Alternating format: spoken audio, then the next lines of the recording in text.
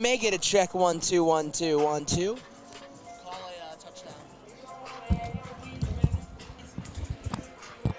Snap to Petrus, has pressure on his left, throws down the right sideline. He's got Bruce at the 5, and he's to the end zone for an Iowa touchdown. You got that?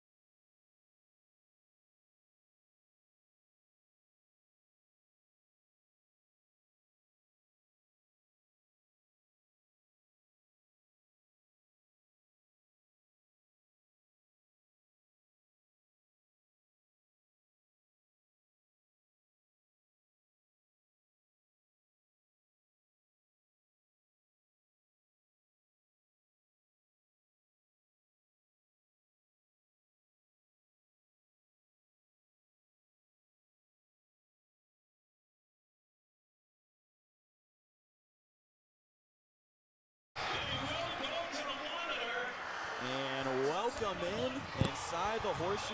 It's Scarlet and Gray Sports Radio as we bring you the pregame show for the Iowa-Ohio State Big Ten Conference matchup.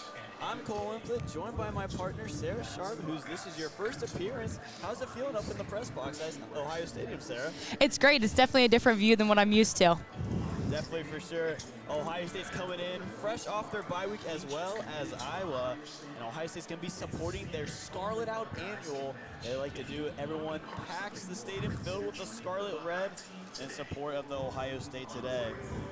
This is the first meeting between Ohio State and Iowa since that matchup in 2017 where Iowa came away with a beating against the Buckeyes that definitely left a sour taste in Ryan Day's mouth. He spoke about it on Wednesday. Iowa came away with a 55-24 point victory. He said most of the coaching staff remembers that game. Wasn't too many players on the roster, but you have to imagine that they're going to be pushing forward and trying to get that win for the coach today. Of course, Ryan Day said that it was a scar that doesn't go away, so something that these players and these coaches are definitely going to have in their mind for this matchup against Iowa today. And coming in today's matchup, we talked about it on the pregame show, down on the field, Sara. Ohio State boasting the #1 scoring offense in the country, whereas Iowa, the #3 scoring defense, is going to be a good back and forth between the two. And let's just get started with the little storylines we got. Ohio State 2 weeks ago playing Michigan State did not have star running back TreVeyon Henderson, as Maya Williams came in, was the starter. And they've been a little back and forth injuries ever since, but they're going to have them today, both healthy. How do you really expect them to split the backfield and, get an equal committee in carries today? I think that having them both healthy and ready to go is going to be crucial for this Ohio State offense. Going against such a tough defense from these Iowa Hawkeyes, it's going to be great to be able to, if Iowa is able to stop Henderson, then let's bring in Williams and see how he does, because they both have very different styles of how they run the ball. So just being able to have them both there as different options for the Ohio State offense is going to be great. And I think you hit exactly on that. We were talking about that on Wednesday. Really, who has more of the favor, who has more of the momentum going, that's how Ohio State should really ride it out. And speaking of just different games, TreVeyon Henderson is second nationally in yards with about 7 yards per carry, a phenomenal number for the sophomore running back. As we see, he's more of the explosive back in this Ohio State backfield, whereas Maya Williams is more the slow getter. He'll inch away for a couple of yards and keep on pushing forward. Of course, Maya Williams known this year as having the record tying 5 rushing touchdowns versus Rutgers. It'll be really interesting to see how they go against a really tough Iowa defense today. Definitely. And for Ohio State, also getting some of their weapons back is junior Jackson Smith and Jigba, who has played only 2 games so far this season, one against Notre Dame and got a couple of minutes in Toledo. But we're going to see the wide receiver fully back healthy today. And we were talking about it on Wednesday. Marvin Harrison said, when we have all of our wide receivers, we could be the very best wide receiver room in the country, saying defensive coordinators are going to have to pick one of us and say their prayers. We talked about it earlier, but how can Jackson really get going today? Do you think he has more of a slow start, or do you think he's going to have a boom straight out the gates? I think that that's definitely going to be a game time decision that we're going to see, and it's going to be interesting to see how he starts out this game. It's been a while since we've seen him able to really play at his full strength, and especially going up against such a tough defense in this Iowa Hawkeyes. It could be a bit of a slow start for him, but I think it really just depends on the momentum as this game starts out and how the rest of his offense plays with him as well. We're going to see how that offense sets forward today. We're talking about Jackson Smith and Jigba, of course, last season. Set a Big Ten record, 1,600-plus receiving yards, along with that huge 5-touchdown game in the Rose Bowl against Utah. Ohio State fans were very eager to see him get back on the field and really see how he gets going. But, of course, along with that wide receiver committee, Marvin Harrison Jr., Julian Fleming, Emeka Ibuka, 3 great receivers so far for this Ohio State team. Marvin Harrison, his last time out, caught 3 touchdown passes in the win against Michigan State. And, just kind of talking about it, they really force you to pick someone, like they said, and see how they go against that. How can you really see the wide receivers as a whole really get going? And can we see Jackson Smith and Jigba almost use as kind of a decoy, saying, hey, put your best player on us and let our other receivers get going a little bit? As you talked about, the depth in this Ohio State offense is just phenomenal. Even when they haven't been at full strength, they have put up crazy numbers against all of their competition so far this season. So it's really just going to be interesting to see how this Iowa defense is able to adjust to each of the different wide receivers or even the running backs, as we talked earlier with Henderson and Williams, how they're going to adjust to the different playing styles of each of these players. So definitely going to be the biggest competition so far next to Michigan for this Iowa Hawkeyes team today. And speaking about that defense, like we talked about, one of the nation's top defenses here in Columbus with that Iowa Hawkeyes defense, they forced Ohio State, against the run. The Hawkeyes are one of the best in the country, only allowing just nearly 110 yards per game, a really good number. And like you said, Sarah, this could be one of the best defenses they've seen so far, if not all season, until they get to that final game against Michigan. They're really sound on the defense as well on the passing game, only 150 passing yards per game. Now, of course, I was not seeing a team like Ohio State, who boasts the #1 total offense in the country with C.J. Stroud and company, but they'll definitely have their hands full for them today. And that Iowa defense is leading linebacker Jack Campbell, who's tied 8th nationally with 63 tackles in just only 6 games. And of course, along the secondary, Cooper DeJean leads with 3 interceptions, one of which he returned for a touchdown, just kind of speaking on that scoring defense that Iowa boasts so well. Really speaking on Ohio State and their offense, of course, they're so prolific. They can attack you in so many ways. This Iowa defense, especially the defensive line, how can they try to slow down the running game at first with TreVeyon Henderson, Maya Williams, to say, hey, we've done it so far this season. How can we stop one of the 2 best now in the country? Absolutely. And I know we talked a little bit, kind of touching on that defense the other day in our show. Ohio State has put up some crazy numbers on offense so far this season. And we talked about, have we been able to see this Ohio State offense at their peak so far? I think that this game is going to be a great example of how we can see that Ohio State offense adjust to such a competitive defense. And especially for this Iowa Hawkeyes defense as well. If they're able to shut down this running game, that leaves it to Ohio State to use their wide receivers like Jackson Smith-Njigba today, who is just starting out. And we don't know how he's going to come out and start. Like we said, he could come out strong. He could come out a little bit slow. He could be rusty. It's been a few days or a few games since he's been able to play. So shutting down that running game that has been so strong for Ohio State will be crucial for this Hawkeyes defense today. And that's the thing that's so dangerous about Ohio State, like you talked about. If you stop them on the ground, they're going to attack you through the air as well. Absolutely. 54.5 points per game over their last 5. Since scoring Orion Day team low 21 points in that season opener against Notre Dame, Ohio State 54 points per game, including, which is a 77-point outing, which is tied for the most points in the Ryan Day era. Very great numbers Ohio State's putting up as the Buckeyes now take the field.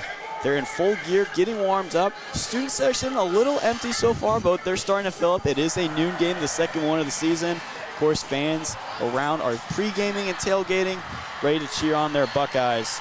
But getting into more of it, talking about how Ohio State has such an elite offense. They're the only 300 team and 200 team in the nation, meaning they average at least 300 yards per game passing and 200 yards rushing as well. In comparison, Iowa, not so much on that offensive end. We talk about how great their defense is. However, their offense, 127th in the country total and total offense. You know, Spencer Petras is at quarterback again for Iowa. Of course, their running game isn't the greatest, but going against a revamped Ohio State defense, what are some keys that Iowa can get going, and how can they really try to attack Ohio State when, you know, neither their passing or rushing game is up to par so far? I think that that's one of the biggest reasons why this Iowa defense is going to be so crucial in this game. With their offense struggling so far this season, if they let this Ohio State offense, whether it's through their running backs or through their passing game, if they let them start to get sort of a lead, it's going to be very, very hard for the Iowa Hawkeyes to catch up to that. So if they want to stand a chance against this powerhouse team, they're going to have to be able to shut them down. They are not going to let Ohio State score as many points as they have on other competitions so far, or it's going to be very, very hard for them to keep up. And you know, head coach of Iowa, Kirk Ferentz, is going to want his team to get going as soon as possible, like we talked about. He knows what it takes to beat Ohio State, as we talked about, as he did in 2018, leaving a sour taste in what was then offensive coordinator Ryan Day. Kirk Ferentz and his team not off to their best start in the year, 3-3, but Ferentz knows he can turn it around. He was named the Big Ten Coach of the Year 4 times in his career. That was in 2002, 2004, 2009, and 2015, respectively. and he's also guided Iowa to Big Ten titles in 2002 and 2004, and most recently winning the Big Ten West in 2021. So he knows what he can put his team together, especially after this slow start. He knows how to get through the adversity, and we talked about it a little bit on our Block O show on Friday. Iowa isn't in the best contention in the West right now, but do we think they can still make a push and finish outright for the Big Ten West? As we see, it's a little collision between all the teams out there. Exactly. So Iowa actually, I believe, ended the season last year 10-4 was their record. Right now they're 3-3. So not looking great compared to that 10-4 record, but they've played a lot of those harder teams already this season. They played Michigan earlier. After Ohio State today, they'll be playing teams like Northwestern and Purdue, who aren't as big of powerhouses as those other Big Ten teams that they've played. So I think it is possible, especially with how strong this Iowa defense is, to be able to shut down those teams and possibly have a closer record to what they had last year. And I would even say, along with that as well, of course, we're talking about their top defense, but even though their offense is off to a slow start, this can be a really good comparison going against an Ohio State defense, saying, hey, we know we haven't been able to get going. Let's see if we can get something going against one of the top teams in the Big Ten. From there, even if you come away with a loss in today's game, you know what you can really improve on and really get going for the rest of the year. Definitely, especially because this Ohio State offense is so tough and so competitive. So going up against somebody who is going to be so hard on offense is going to make it a little bit, I don't want to say easier, but a little bit easier for them to go up against those teams later on who don't have as strong of offenses as Ohio State does. Definitely so. And for Iowa, one of the little key pieces that they have in their offensive attack is going to come from freshman running back Caleb Johnson, who has kind of burst onto the scene for Iowa. Even though they haven't really seen the points, he's done a great job so far. He rushed for his first 100-yard game in his third career contest against Nevada on September 17th, as he was able to score 2 touchdowns. He's actually an Ohio native who had touchdown runs of 40 and 50 yards, which is the first time an Iowa Hawkeye scored in the last 20 years to have at least 2 rushing touchdowns of 40-plus yards. So definitely some momentum building for this Iowa offense going against an Ohio State defense who's also getting some players back of their own. Jordan Hancock is set to return for the Buckeyes today. He's been out for a little bit. Cornerback Jair Brown has stepped up in his absence. But it's really interesting to see how defensive coordinator Jim Knowles has really revamped this Ohio State defensive unit, as they were one of the worst defensive lines in the last season, 120 out of 131 FBS. Comparison now, they're the top 10 defense in the country. What have you liked about their defense coming into the year? And just, as I'm sure all the other fans around the world can see, this is a new energy, and this is a really revamped for Ohio State, as they're really starting to connect a little bit on that defensive end. Absolutely. Before we talk about that, just kind of connecting to that Iowa offense, we talked about running back Caleb Johnson. He's 4th in the Big Ten in kickoff returns. He's averaging 25.5 yards per return. And he's 2nd on the team in rushing with 232 yards and a team high of 3 touchdowns. And then again, how that Ohio State defense is going to be able to stop him and how they've been doing so well this season. They have definitely stopped their opponents so far from scoring and being able to keep up with their scoring as well to connect with their offense. So it'll definitely be interesting to see how they go up against this Iowa Hawkeyes defense as their offense as well. But also, Ohio State so far has not really, since that Notre Dame game, hasn't seen an extremely competitive team. So I think that their defense, although it has really, really improved and they've done a great job so far, hasn't seen as much of a challenge as they could so far this season. So it'll be interesting to see once they move on to those bigger teams like Michigan, like Penn State, how their defense will hold up against a stronger offense. And Sarah, I couldn't agree wholeheartedly. A lot of people, including the national media, like to put Ohio State in that spotlight as being one of the best teams in the country. But like you just mentioned, other than that opening week game against Notre Dame, they really haven't seen too much competition. And now, of course, will come in a couple weeks, next weekend at Penn State before Michigan travels here for the season conclusion. But this is still a good test for Ohio State, really see how they can get going against a top defense and see how they can really compare on their end as well. And we're just looking at some defensive players to watch. Of course, for Ohio State, a big name who has stepped up this year, junior linebacker Steele Chambers, who has been phenomenal under new defensive coordinator Jim Knowles. Of course, he was that running back when he first committed. It was in the class for Ohio State, but ever since then, he's turned to linebacker and he's had a great season. Second in tackles on the year for this Ohio State defense, 47 tackles, 5 tackles for loss, and a couple sacks as well. And talking about Captain Tommy Eichenberg, he's been a whole new player under Jim Knowles, even speaking, saying, I felt a little revamped and I felt a little new momentum going, saying I literally like to fall into that linebacker position a little more comfortable, and we've definitely seen it. He's been the team leader with over 50 tackles through 6 games, along with a season-high 14 tackles and 2 tackles for loss in that cross-divisional matchup against the Wisconsin Badgers. And this Ohio State defense clicking on all turns as they're gathered now for the huddle. But what are some key things that you want to see from Ohio State today, whether on the defensive end or on the offensive end? Just something you want to see get going that maybe they haven't done so far this year, or something they want to continue? Absolutely, and as you talked, it's really been great to see how this Ohio State defense has improved so much this season with those key players stepping up and knowing their roles and playing well in those roles that they're given. I think this game is an offensive game for Ohio State. They are going to have to be able to compete against this tough Iowa defense. So although defense is definitely very important for the Buckeyes as well, I think that overall it's going to be the offense that is going to have to come out here and perform, especially with them being at full strength now with Smith and Jigba back, as well as Henderson and Williams both back and running back as well. And I couldn't agree more. Talking about their offense, such an elite offense, they're going to be the ones clicking, whereas their defense, not really having to worry about Iowa too much. Of course, as is, it will be more Iowa on the defensive end. And speaking about that prolific offense from Ohio State, the Buckeyes are outscoring their opponents 98-27 in the first quarter and 84-13 in the third. A substantial margin that I'm sure Ohio State will like to keep that trend going today. So we're about 30 minutes away from kickoff. And for Iowa now, speaking on their key takeaways on how they think they should go against Ohio State, really what do you think is the point to emphasis? Of course, their defense is going to be one of their key targets. Can they really get anything going on that offensive end, or are they going to really heavily lean on that defense like we kind of talked about?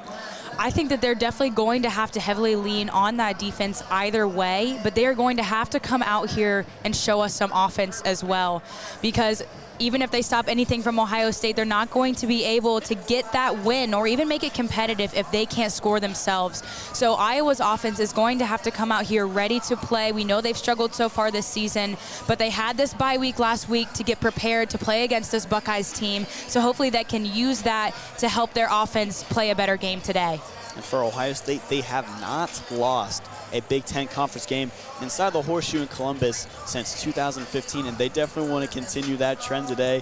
They're 39-1 all-time against Iowa at Ohio Stadium with 7 consecutive wins. But of course, like we talked about, Iowa has beaten them in 2018, leaving that sour taste in the mouth. Just under 30 minutes away till kickoff. We'll send the show over to Caleb Spinner and Tyler Danburg as they will begin their broadcast here shortly. But for Sara Sharp and Kole Emplit, you've been listening to the Scarlet and Gray pre-game show.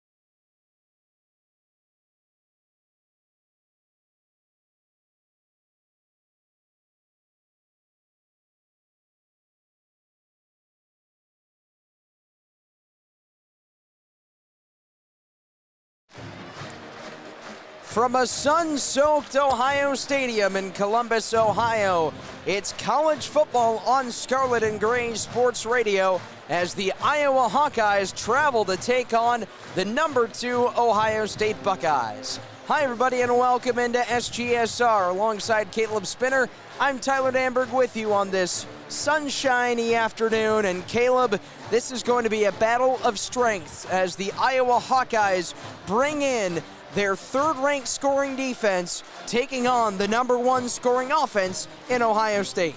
I don't know why I'm in a Disney mood, but I'll give you a reference early on. Tale as old as time, right? Strong defense, strong offense, coming up together. It always turns out to be the best story. I would usually say that. However, we've had this before, right? We've had an opposing team come into this building, a highly touted defense, rather, whether you look at Wisconsin, whether you look at Rutgers, whether you look at Notre Dame. They come in here with all the accolades, and deservingly so, and then it never seems to go out the way that we planned. So this is another instance where you should come in. Obviously, looking at Iowa, I would say that they're the best defense Ohio State has played this season so far, but you got to always wonder how they're going to look against a top-tier offense like Ohio State. The last time these two teams played, you got to go about a half-decade back to 2017, a 55-24 Hawkeyes win over Ohio State at Kinnick Stadium in Iowa. REVENG. That's what Ohio State is looking for right now, revenge. They have had a lot of time to let that sit, to let that boil in their pot. And while always they're looking towards Michigan, of course, that's the biggest game that they want to get back and to wipe the slate from. This is another one that you bet has been on the whiteboards every day of practice for this season as the drum major brings them out to dot the I. This has been one that Ohio State wants, and they're going to come out hungry for it. The Iowa and Ohio State matchup first in over 5 years, and we are about 11 minutes away from kicking that one off as the sousaphone player dots the I on the 37-yard line. To our right, it's a Scarlet out, a sea of Scarlet from the north to south end zone here at Ohio Stadium for yet another home game. Both these teams coming off a bye week, though, Caleb. How might that factor in as we get this game going in about 10 and a half minutes? Well, there's two directions it could go, and it could be one for either team. It could be that they both suffer from the same thing or benefit from the same thing.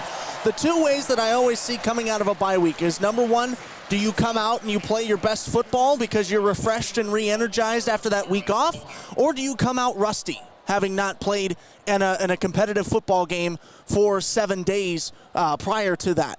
So I think they're both likely chances, but we'll just have to see how each team comes out.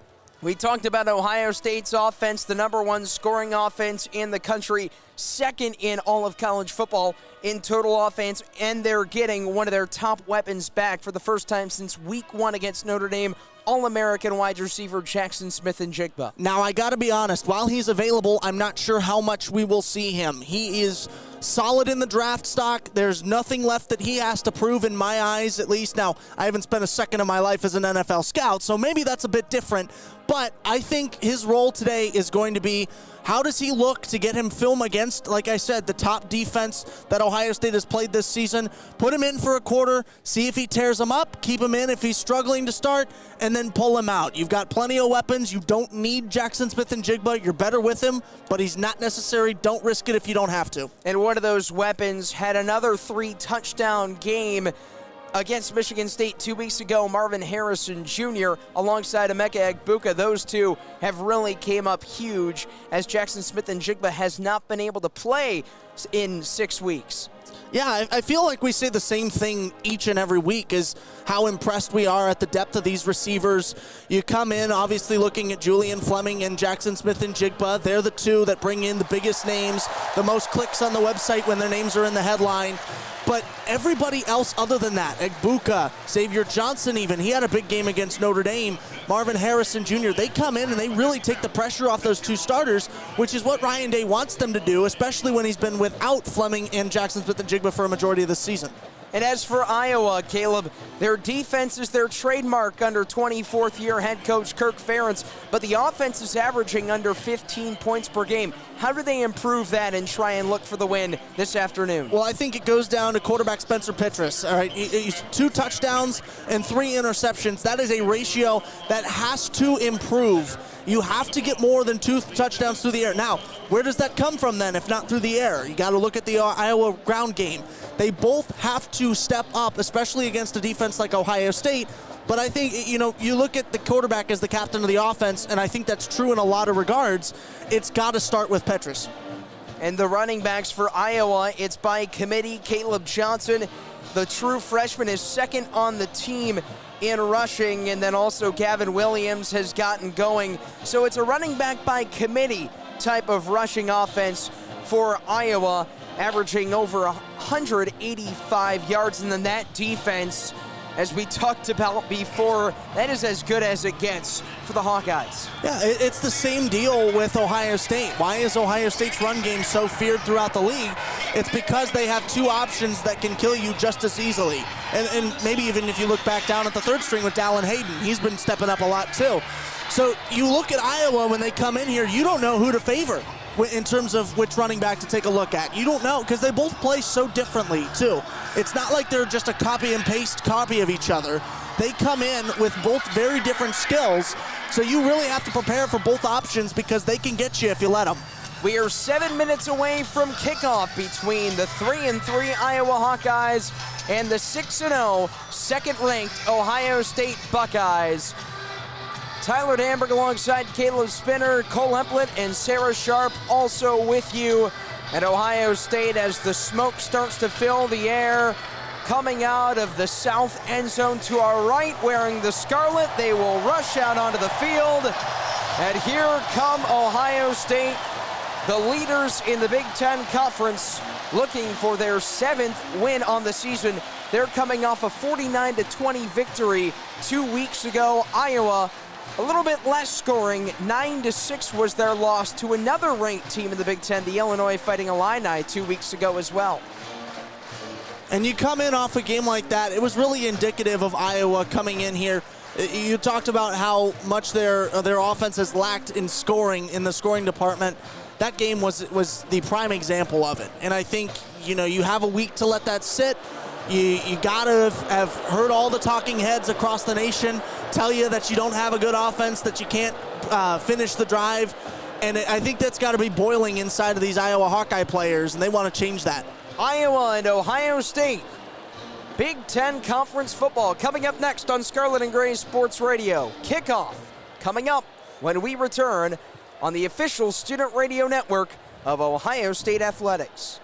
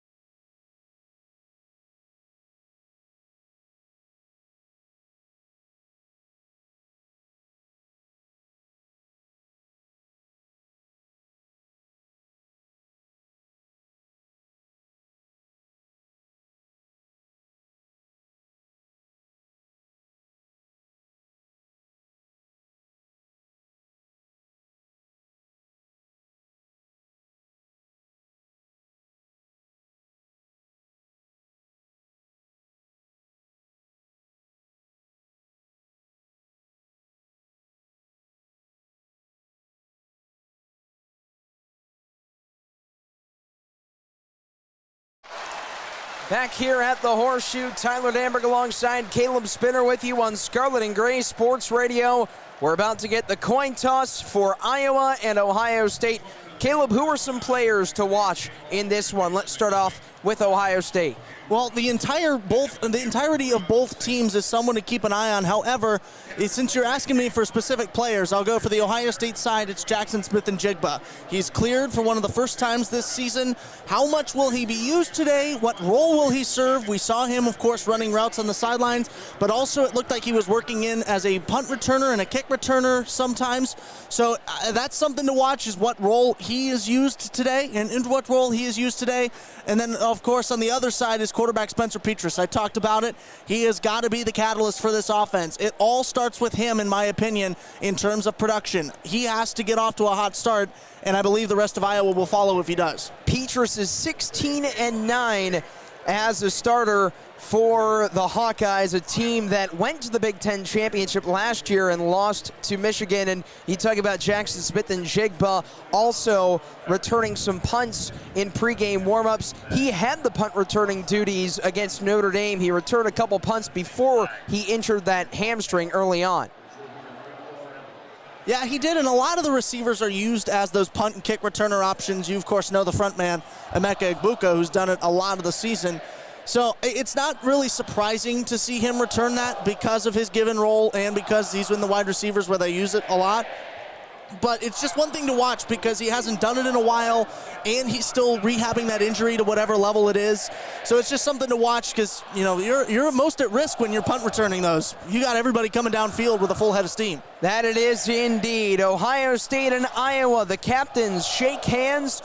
The Buckeyes will head out in the scarlet jerseys, white letters, white numbers with the shiny silver helmets and the gray pants. And I'll just voice this really quick. I'm disappointed that they don't have the scarlet pants. The last time this building did a scarlet out, it was Penn State last year, also on Halloween weekend. Now Halloween weekend technically is next week, but it came out in those red on top and bottom. And I thought, and maybe this is on me for assuming, but I thought when they said scarlet out, we were going to get those uniforms again. Part of that reason could be because it's an afternoon game instead of the night game, but nonetheless, we hear your concerns. Iowa, they will wear the black helmets with the gold Hawkeye bird on each side with the white jerseys, black numbers, black letters, and the gold pants. So we're just about set for kickoff. Iowa looking for their fourth win of the season. They're 3-3, and Ohio State looking to try and stay undefeated and go to 7-0. So the Buckeyes will kick off from left to right. Iowa will return. They'll go from right to left. Jaden Fielding will kick it off for Ohio State, the freshman walk-on from League City, Texas. 21 touchbacks on 49 kickoffs. And Iowa will send out their tandem of return men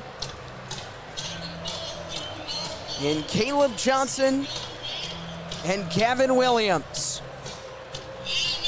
Williams is set up on his own left hash at the 5. And Johnson is back deep with his heels on the white goal line to the right. Fielding tees it up. Today's game time temperature 65 degrees, a little bit warmer than average. And a nice sunshine day with some cloud cover. Gorgeous day for football, Caleb. Certainly warmer than a lot of October days, especially recently here in Ohio. I remember having to pull out the winter coat just a few days ago, and now here we are with coats off, suits on. Not at all as cold as we were in Michigan State 2 weekends ago. A 49-20 win that was in the cold in East Lansing. Fielding runs up to the ball, swings the right leg through it, and Johnson awaits it. He takes it from his own goal line, runs middle of the field, right side now to the 5, to the 10, to the 15, where he's cut down by a few Buckeyes. And in on the stop there was Ohio State's C.J. Hicks. So the Hawkeyes will set up shop on their own 15-yard line, but first a flag that's on the 15. So for this Hawkeyes offense, a team that's averaging under 15 points per game, this drive could set the tone. They've been really good in the first quarter.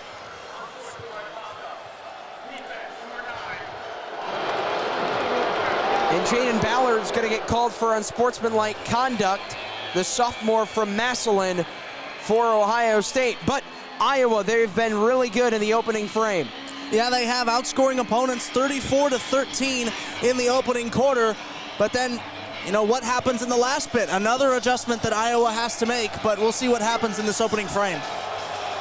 1st and 10 from the right hash on Iowa's own 30-yard line. 2 receivers left, single receiver right, tight end to the right. Spencer Peters gets the snap, fires, intercepted right side. McAllister running right 30, cuts left at the right hash, and he's back to the 29-yard line. And on the first play from scrimmage, Tanner McAllister with his 2nd interception of the year. This will win, obvious statement of the year. Not how Iowa wanted to start today. Hostile environment, crowd almost entirely filling up this building, and you make a devastating mistake there. He saw his receiver, McAllister, jump the route, and I don't know what Petrus was looking at. He had 2 Scarlet jerseys in between him and his intended target. It was a designed rollout for Petrus, trying to find his tight end in Laporta. And now Ohio State's offense will have great field positioning from the 29 to the Hawkeyes as C.J. Stroud will come out. He's got 4 wide receivers, both of them stacked up. Stover in motion. Give goes to Henderson, running over the right tackle inside the 30, where he's brought down outside the numbers by a pair of Iowa players, including the linebacker in Joe Evans. Great designed run. It's able to get the momentum, just start to get the consistency on offense. Good decision to go handoff for the first play. No score, 30 seconds into this one. 2nd down and 9 from the 28 of Iowa. Snap to Stroud. He looks left, pressure coming over on his left. Now throws it away to the right sideline, and it's almost picked off by the diving defensive back Cooper DeJean. 3rd and 9. C.J. Stroud, I don't know if it was the pressure or not, or if he didn't see him. But if TreVeyon Henderson turns around, he had him wide open in the slot to his left. That could have been an easy first down and more. Smith and Jigba's back in the slot to the left. 4 wide set for Ohio State. 2 receivers right, 2 receivers left. It'll be 3rd and 9 with no score, 14-11 to play in the first quarter. Stroud in the gun has Henderson to his left. Ball spotted on the right hash.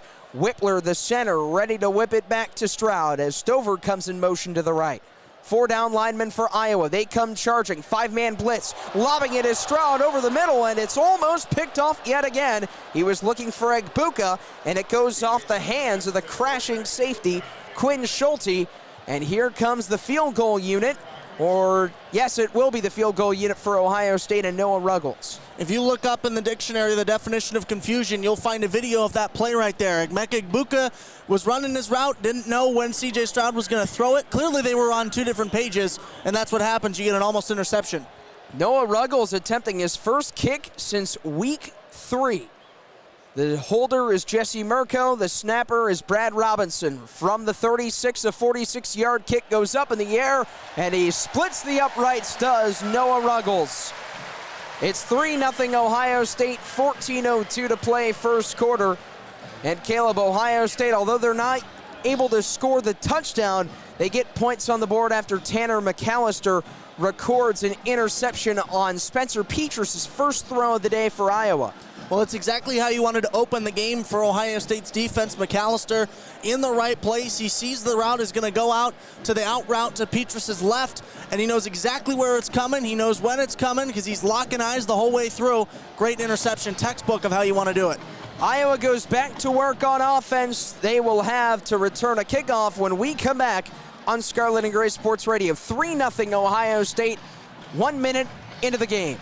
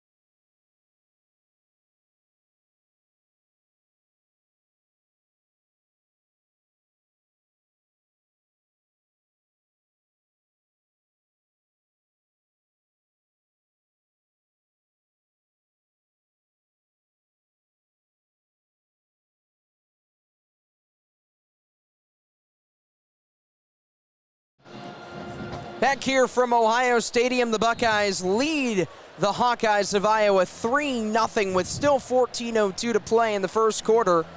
After an Iowa interception, the Buckeyes were quick to put points on the board with Noah Ruggles, his third field goal of the season.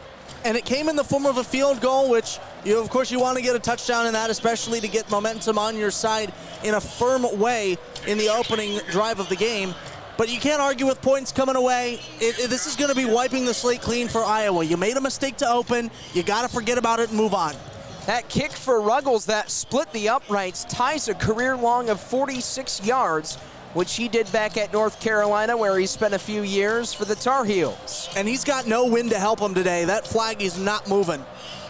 Winds just about 5 miles per hour blowing out of the south end zone, which will see the fielding kick sail into the back of the Scarlet painted end zone.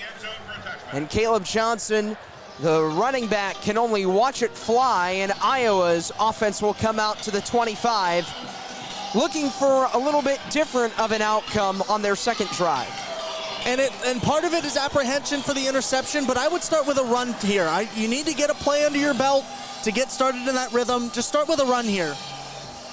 Spencer Petras has his team out in the huddle. They break it. Caleb Johnson, the true freshman out of Hamilton, will be the featured back in the single back. 3 tight ends set, 2 receivers right, 5 down linemen for Ohio State. It's a play fake for Petras, rolling over the right side. Slings it to the numbers at the 30, incomplete. In coverage there for the Buckeyes was J.K. Johnson, and Luke Lachey was the intended target. And that's just great defense from J.K. Johnson there to be in the right place. That would be a completion if the defender is not there to jar it loose at the end of it. Second down and 10, Iowa on their own 25 from the left hash. It'll be a 3-receiver set to the right. In the shotgun is Petras, lifts his right leg, has Johnson on a sidecar to his left, feeds it to him, running over the left tackle up the hash, and Johnson will pick up a few yards before he's ransacked by the 2 linebackers, Steele Chambers and Cody Simon. They were able to put silver bullets, those helmets as they call them, on the ball carrier early in that run, and that's exactly how you have to handle a run between the tackles like that. 3rd and 7, Iowa, with under 13.5 to play in the first quarter, 3-0 Ohio State. On the left hash from the Hawkeyes' own 28-yard line. Empty backfield for Petras. Trips to the left, 2 receivers lined up to the right. Petras arms out stretch, gets the snap, belt high, pressure coming, and it's incomplete over the middle. Knocked down by Tommy Eichenberg as Sam Laporta was the intended target for Spencer Petras. Another Hawkeyes 3 and out. 3 and out for the Hawkeyes, but at least it wasn't an interception. And you got to look at this point. Look, you obviously don't want to be off the field at this point, but you got to at least be thankful that you didn't turn it over and you're going to get a chance to punt this deep into Ohio State territory. 3-0 Ohio State. Torrey Taylor, one of the busiest players for this Hawkeye team. The punter will be out for Iowa.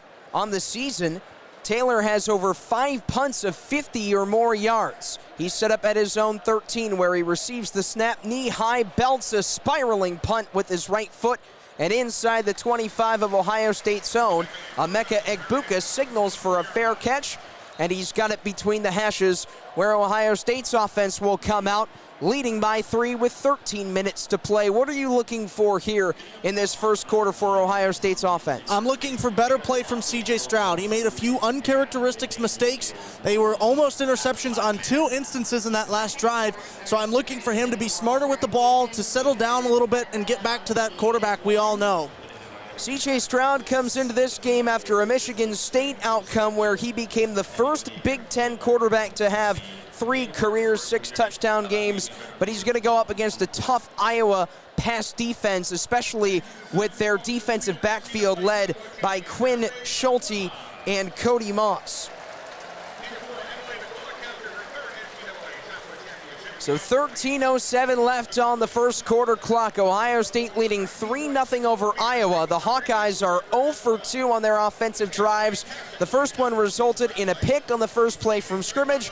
Then they get a 3-and-out forced by Ohio State, and right in the middle of that, the Buckeyes got a field goal from Noah Ruggles, and Ohio State's offense will come out to start this drive, having scored touchdowns on 30 of their last 39 possessions. So not only have they been effective, but they've been efficient. Yeah, they're almost the yin to Iowa's yang in that regard of offensive efficiency. And that's why, honestly, the field goal was so surprising to me to start this game. You don't think Ohio State comes in and gets a field goal out of their first opportunity with the football. It doesn't happen often. So, again, you asked me a few minutes ago what I'm looking for Ohio State. I'm looking to get back to that form, right? You know Iowa. If you and I know it, Tyler, clearly Ryan Day knows that stat. They know how powerful Iowa is with scoring in the first quarter. It's got to be a touchdown here. The Buckeyes were 6 for 6 on fourth downs in their first 6 games, and they headed on the Iowa 29. Did you still like the fact that they went out, took the points, and went for the field goal? I mean, at the end of the day, the conservative side of me says don't take the risk, just get the points and get out of there. But I think it's the first quarter, it's so early in the game, I think I would have went for it. Now, hindsight is always 20/20. So am I completely ignoring all the bad things that could have happened if I went for it and I messed it up bad? Yes. So I would just go conservative, just stick with the field goal, but it's very uncharacteristic of Ohio State. 1st and 10 Buckeyes, leading 3-0 with 13 minutes to play in the first quarter on their own 24-yard line. It'll be between the hashes. Beautiful sunny day here in Columbus. It is week 8, believe it or not, of the college football season. It's just flying by. And I choose not to believe it. This is going by way too quickly. Postseason will be upon us here before we even know it.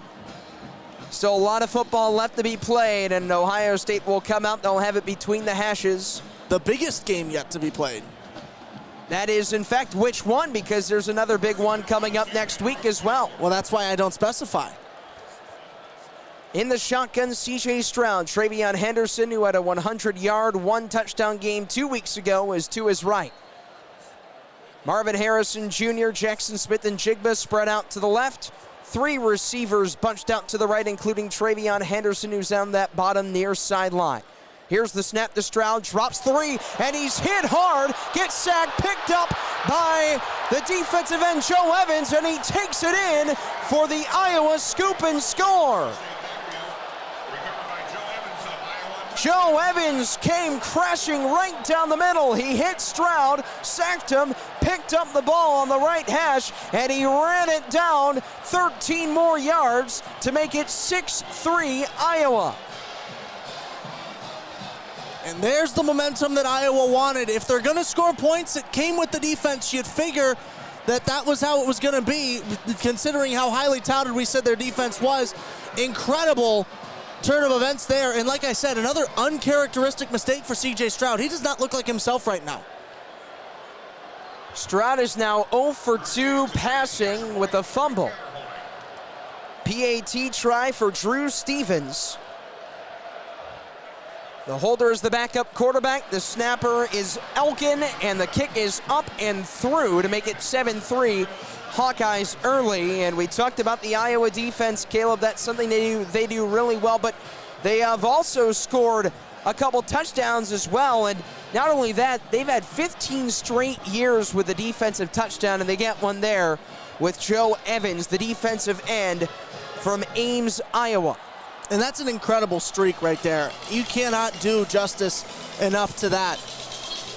It is so incredibly difficult to score on defense, and if you have that long of success there, clearly you're doing something right on one side of the ball at least. We'll step aside on Scarlet and Gray Sports Radio. Iowa leading second-ranked Ohio State early on in the game, 7-3.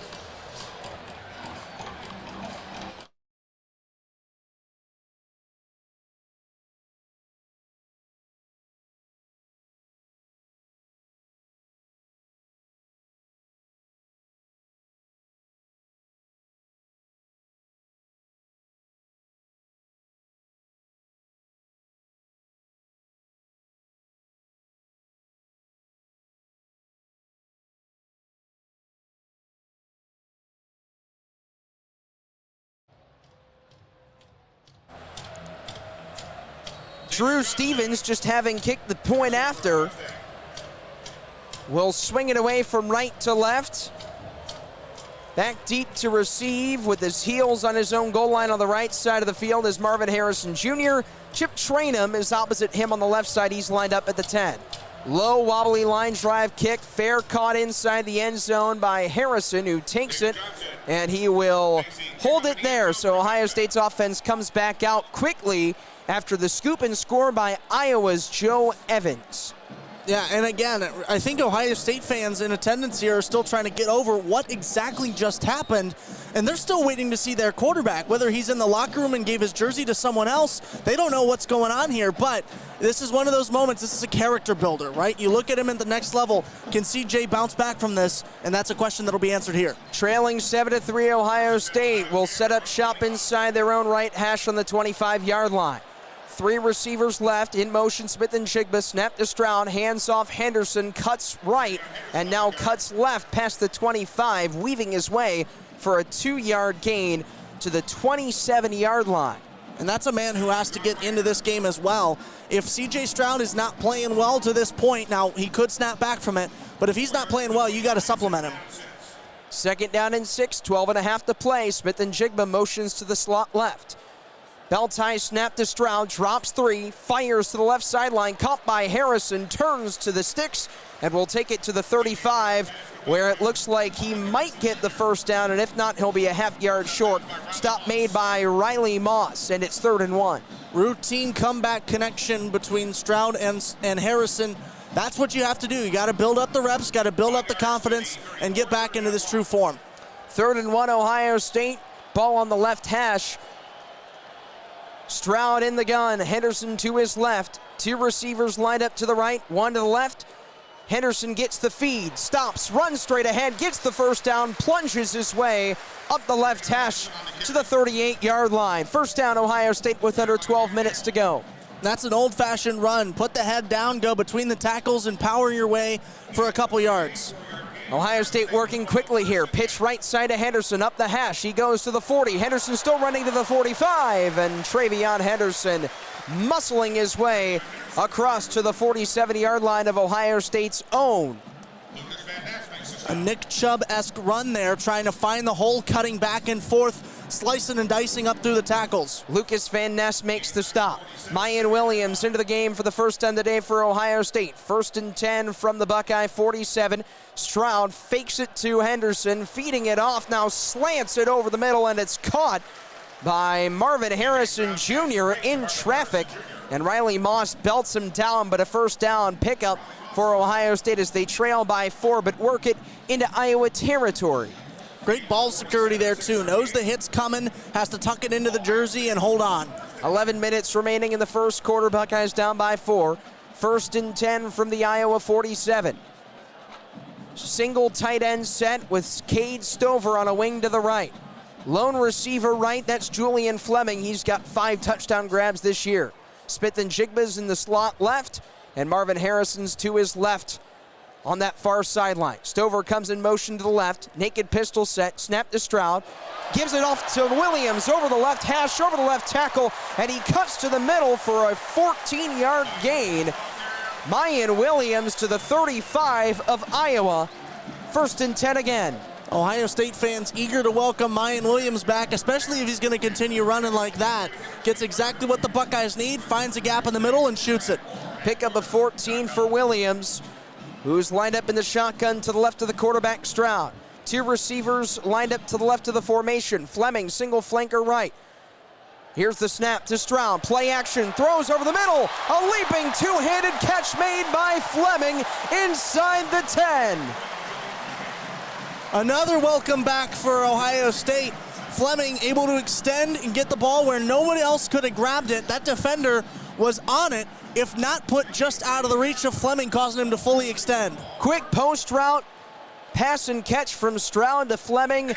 A connection of 26 yards, and it's 1st and goal, Ohio State trailing 7-3, 9:45 running clock in the first quarter. 2 receivers to the right, including Smith-Njigba, who motions to the left. Single receiver left. Handoff Williams, breaks a tackle in the backfield, and then he's going to get tackled behind the sticks. On the stop there was Jack Campbell, the leading tackler for Iowa, and it's a loss of 2. And the Hawkeyes knew that was coming. They saw it from the word go and were just there on it. They got through their blocks easily and were able to make that play. 2nd and goal from the 12. 4 wide set for Ohio State. Behind the quarterback Stroud is Williams, who motions out of the left. Swing pass to the right, caught at the 12 by Egbuka. Muscling outside the numbers to the 10, to the 5. And Egbuka's brought down at the 2. And that'll bring up 3rd and 2 with under 9 minutes remaining, but Emeka Egbuka doing what he does well, running after the catch. Yeah, bringing in those yak yards, as we call them, yards after the catch. And that was something that turned in, it would have been a modest gain anyways, but then the play after the catch is what makes that a truly spectacular play for Ohio State. Mitch Rossi checks into the game as the extra tight end for the Buckeyes. They have 2 tight ends, including Stover, who's in the right slot. 3 receivers wide for Ohio State as C.J. Stroud walks up to the line of scrimmage, has Mayan Williams off his left shoulder. We saw this formation a lot during Wisconsin, if you'll remember. And a timeout is called with 8:18 to play in quarter number 1. Iowa still leading 7-3, but the Buckeyes working their way up the field. And perhaps that was just something Ryan Day saw that he did not like, and we'll go back to the drawing board when we return on Scarlet and Gray Sports Radio. 3rd and goal from the Iowa 2. Ohio State driving when we return on the official student radio home of Ohio State Athletics.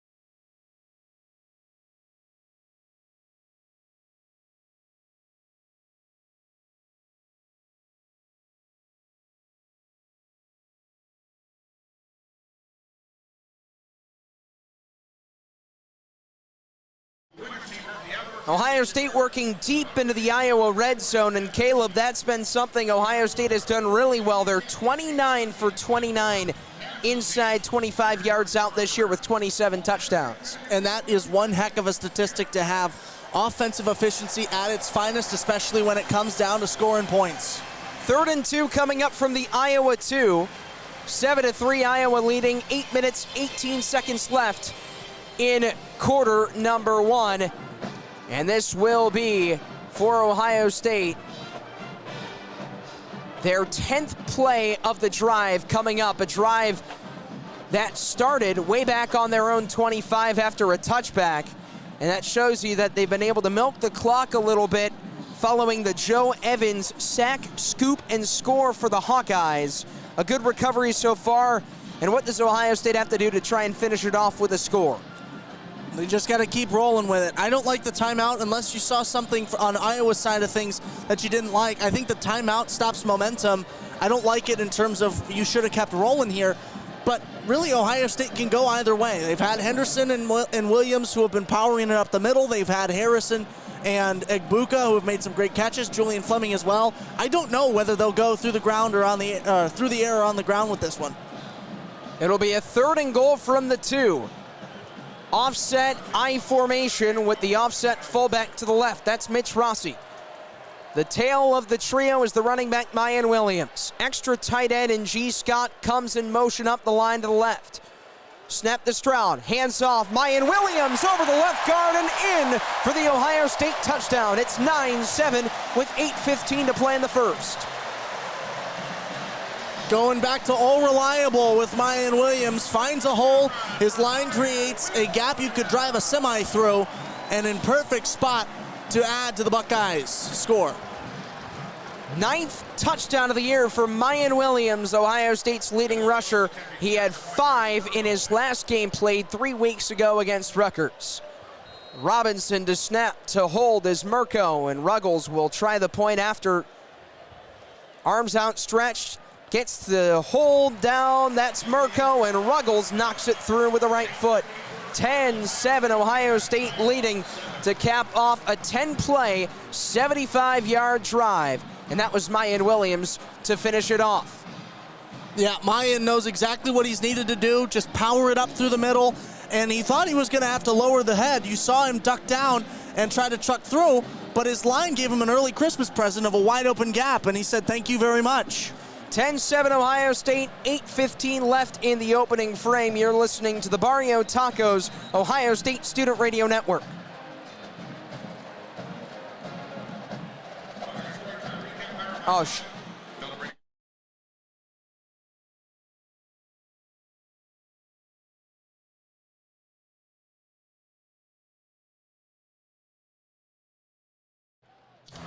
And just like that, we're back. Welcome back, everybody. Alongside Caleb Spinner, I'm Tyler Danburg.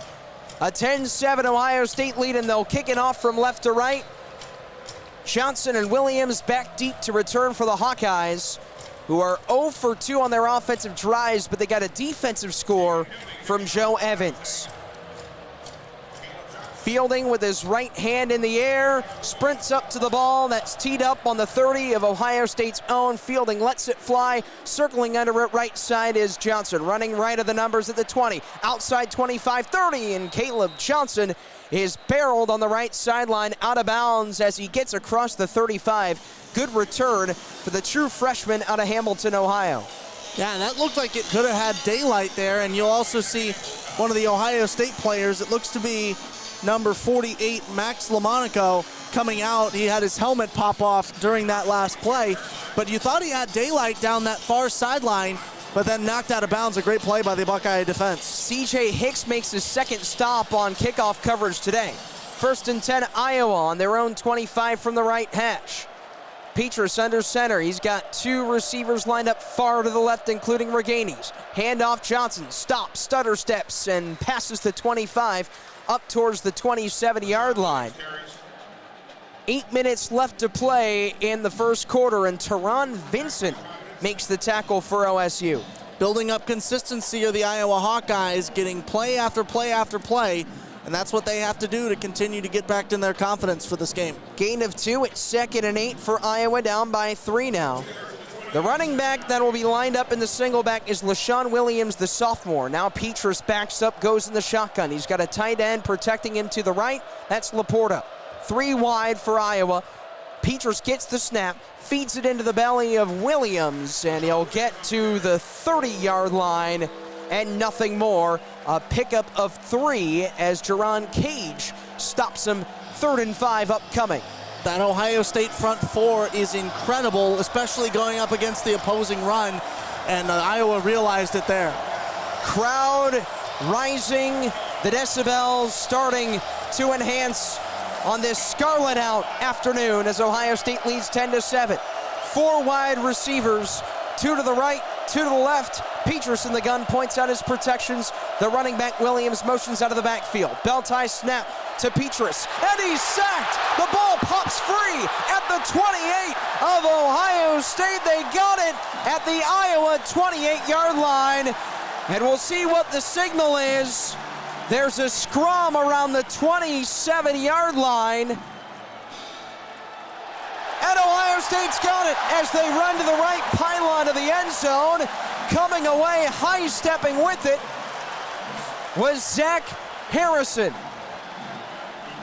Costly turnover there once again on the fault of Petrus. He's going to go back to the sideline frustrated that he didn't hold on this ball. It's one thing to get sacked, but he has it outstretched like he's going to throw it still, and that's when he hits the turf. It comes free a little bit before then. Ground can't cause a fumble, but then two players come over, Ohio State from one side, Iowa to the other. They hit it, they knock the ball out, and that's in perfect position for Zach Harrison to jump on it. Second forced turnover today by Ohio State. Zach Harrison with now his first sack of the season and his 11th of the career. That's the most among active players. 1st and 10 from the Iowa 28. Handoff, Mayan Williams. He'll get to the middle of the field, tackled inside the left hash by the Iowa linebacker in Seth Benson with under 6.5 to play. First quarter, 10-7, Ohio State up. And here's a big chance for the Buckeyes off that Harrison strip sack. Great job by Iowa to recognize the run so early in that play. It never got out of that blitz rush formation that they were in. Didn't back to pass. They were confident in it. Williams out of the backfield, motioning to the right. Swing pass to Smith-Njigba inside the right hash, inside the 25, and Smith-Njigba to the 20-yard line. His first catch since week 1 of the season against Notre Dame is good for about 8. And then Iowa, they're pointing out to the referee that Smith-Njigba might have lost the football at the end. There's still a pileup at the 20-yard line in Iowa territory with 5:45 remaining. But they're getting Smith-Njigba involved early on the pitch and catch. And that's a play that should have gone nowhere if not for the elusiveness of Jackson Smith-Njigba, slicing up, making defenders miss, and working away for some extra yardage. 3rd and 3, Ohio State inside the right hash from the Iowa 20. 2 receivers to the left, a pair of receivers to the right. In the pistol, C.J. Stroud in front of Mayan Williams, who's 3 yards behind him. Stroud points out something he didn't like, and another timeout taken by Ohio State. That's their second already used up. 10 minutes into the first quarter. And Iowa has all 3 of theirs left, but the Buckeyes leading 10-7, and we'll take a break on Scarlet and Gray Sports Radio. When we return, it'll be 3rd and 3 from the Hawkeye 20. Ohio State's got it, looking to try and extend their lead.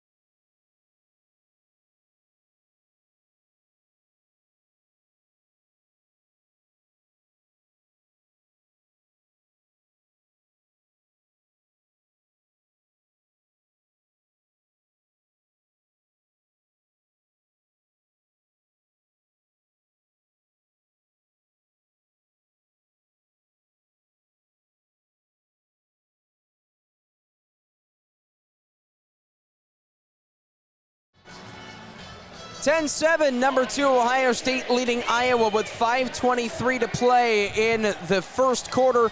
Welcome back, everybody, to Scarlet and Gray Sports Radio alongside Caleb Spinner on Tyler Danburg. And Caleb, so far we've seen 3 total turnovers, including 2 fumbles and an interception by both these teams combined. Ohio State with 2 of those. Yeah, this has been a defensive-heavy matchup, and not necessarily for the team we figured it would be. Iowa coming in with a very highly touted defense, and they're coming away making 2 very costly plays from Spencer Petras with that first drive interception and then the fumble most recently. That's now 8 forced turnovers by the Ohio State defense over the last 4 games. That's certainly something you want to see if you're first-year defensive coordinator Jim Knowles. And especially after not having any through the first couple weeks of the season, and then all of a sudden jumping on it like they have, they're certainly making up for lost time. They did not have an INT to the Ohio State defense until week 3 against Toledo. Now they've got 5 straight games with a pick, and that's big for especially that secondary that has been bolstered this season. And they do have Jordan Hancock back out there. His first game of the season, had not played most of the entire year after a lower leg injury suffered in camp. So that's big on the outsides for Ohio State's defense. But meanwhile, the offense comes out. It'll be 3rd and 3 inside the right hash from the Iowa 20. What do you look to try and come up with here? I'm looking for a pass. I still think C.J. Stroud needs a little bit of a boost to get back to his full form. So I think I'm going to go with pass to get him a little bit more in his comfort zone, if you will. I don't know if it's the bye week affecting him negatively or what it is, but it's got to be a pass here. On 3rd and 3, Iowa shows blitz. Pitch right side, Williams shaking off a couple of tacklers, but bounced outside the right numbers at the 22-yard line. He'll be stopped short of the line to gain, and that'll bring up a 4th down and medium from the 23. Decides to go with the handoff on the option play, and we'll get a field goal out of this as Ruggles heads the field. This is incredible to have two 3-and-outs for Ohio State through the first quarter. That's something that no defense has been able to do against this high-powered Ohio State offense this year. It'll be a 41-yard kick from Ruggles from the right hash. Mirko to hold, Robinson to snap. 4th down and 6 with under 4.5 minutes to play in this first quarter. Here's the snap, the set, right-footed kick, end over end near the right upright, and it is good. Ruggles is 2 for 2 today, this time from 41 yards out. His first field goal was good from a career-long 46, and Ohio State extends the lead to 13-7. The Browns is the Browns and points is points, right? Whether it comes from a field goal or a touchdown, you can't argue with 3 more. Now that hurt a little bit, you saying the Browns is the Browns, but nonetheless. That first statement isn't true. But if you're a Steelers fan, you at least get the reference. But yes, a touchdown is always better than a field goal, of course, too. But to get points in a game like this, that's got to be the end goal wherever they come from. And now Noah Ruggles on his career. He's 43 for 53, and it's good to see him out. The first time he's had multiple field goal successes this season, but he hasn't been utilized as much because of Ohio State's offense that has came at a scoring premium. But give credit so far to the Iowa defense, and now we'll see if they can play complementary football and have the offense come together. And that's nothing against him either. It's just the situation of how this season has gone. So not anything bad against him either. Fielding will start the kickoff for Ohio State. Another trip to kick it off. Teed up on the left hash at Ohio State's own 35. Johnson and Williams set to return. 4:30 left on the first quarter clock. Fielding's right-footed kick is a high one, but it's taken at the 10. Middle of the hashes by Williams, running right outside the numbers at the 20. And Williams gets taken down around the shoulders by Cody Simon. And that's where Iowa's offense will come out. They have committed 2 turnovers today. And 2 ones that they 100% want to have back. And they're not able to go back in time. They're not able to change those outcomes. What they are able to influence, though, is how they respond and how they come out here.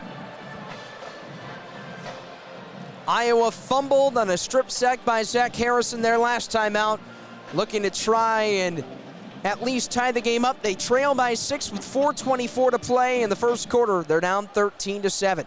They break the huddle. They'll have it on their own right hash from the 26 of Iowa. They've got a 2 tight end set with Laporta and Luke Lachey, the Columbus native. Under center is Petrus.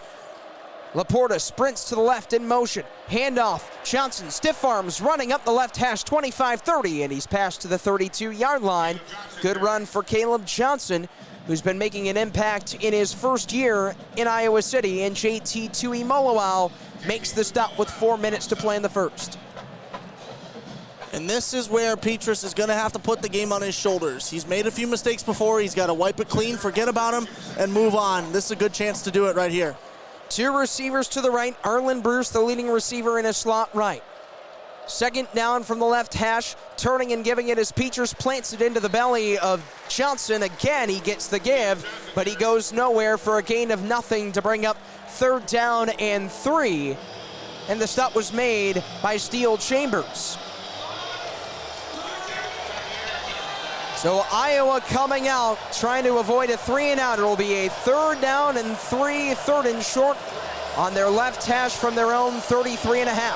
Under center is Petrus in the single back. He's got 2 tight ends to the right. 2 receivers split out, 1 on each side. Bruce sprints in motion in the left slot. They're going to give it to him on the reverse. Middle of the hashes. He's stopped behind the line by Zach Harrison. Back-to-back drives, back-to-back tackles for losses for Zach Harrison, and it's 4th and 6, Iowa. Harrison sniffed that out, knew exactly where it was going, watched it all the way from that defensive end spot, and was able to come up there, shoot his gap, and make the play. Great tackle for a loss from Zach Harrison. He's the active leader in career tackles for losses on this Ohio State team. 3rd team All-Big Ten last year. So now Taylor comes out to punt for the 2nd time today. 4th and 6.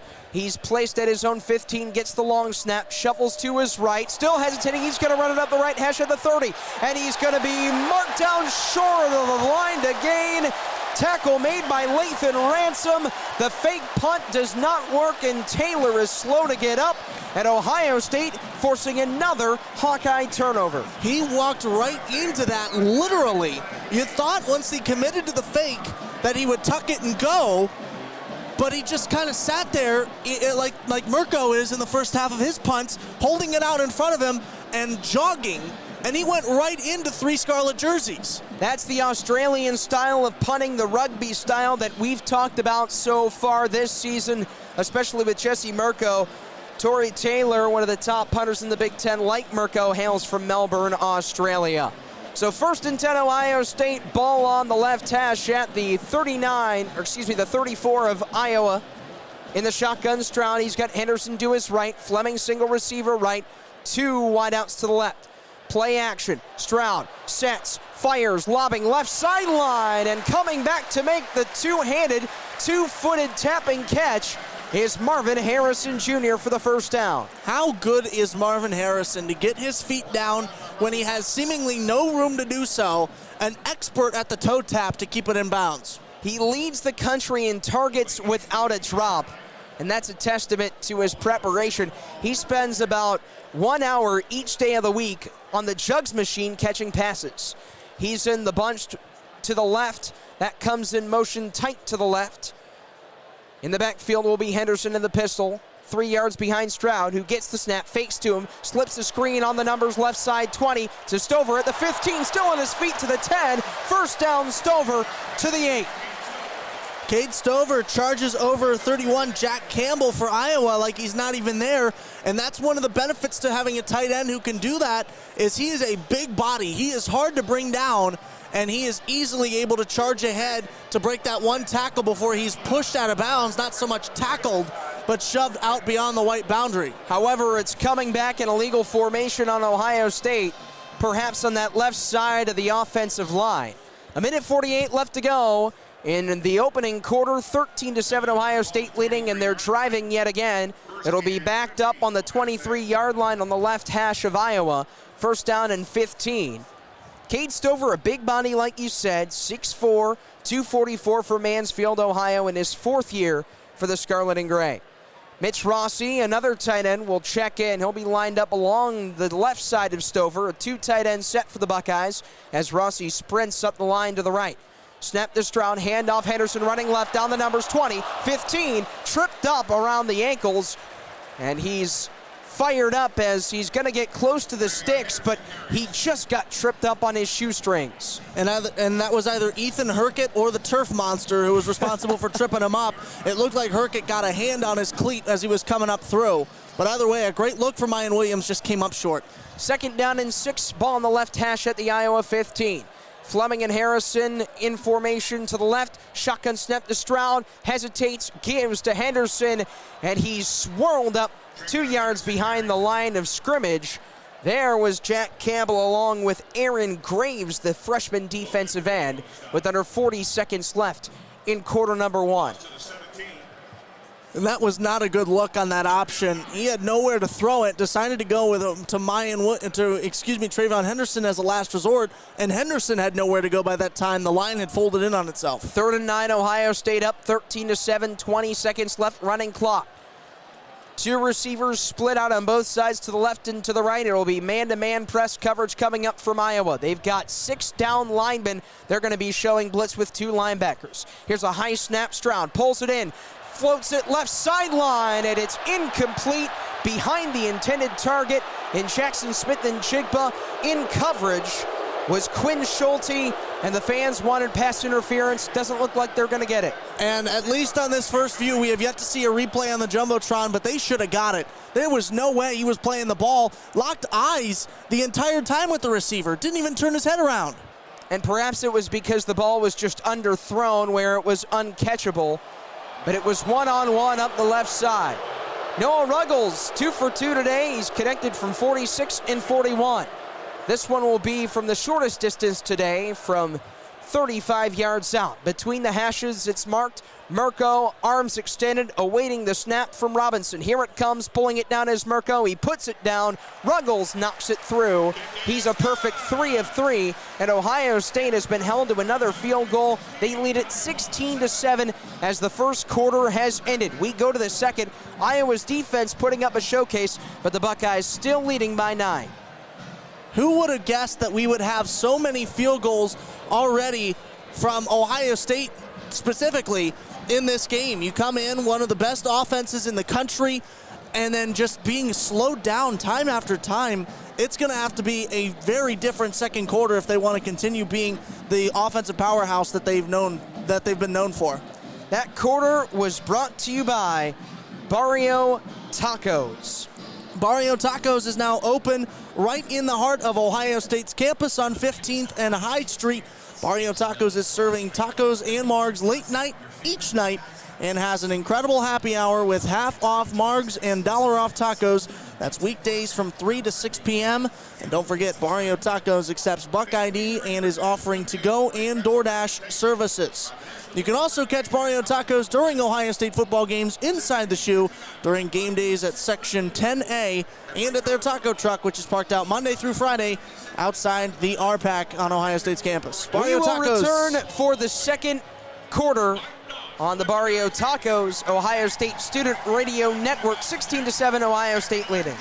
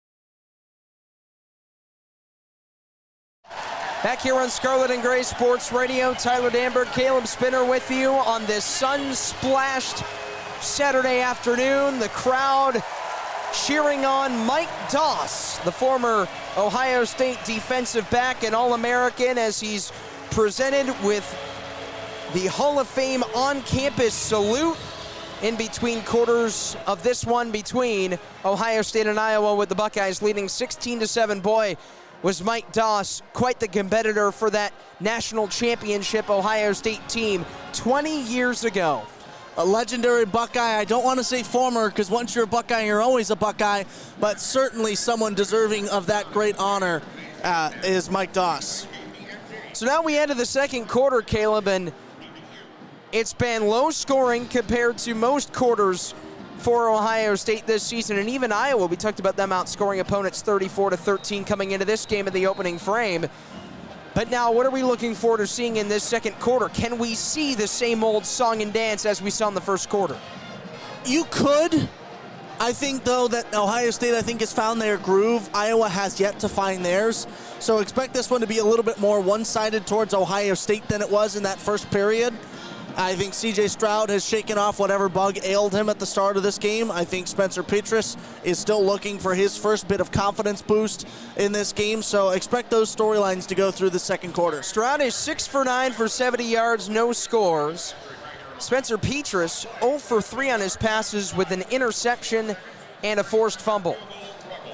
Johnson and Williams will be the return men for Iowa. They'll now go from left to right, defense to offense. Jaden Fielding for Ohio State kicks it off on the right hash from right to left. It's in the air. It wobbles over the head of the freshman return man Johnson and in to the end zone for a touchback. And now the Iowa offense will come back out yet again, still looking for their first touchdown as an offense. They got that 13-yard fumble recovery for a touchdown back in the first quarter from Joe Evans.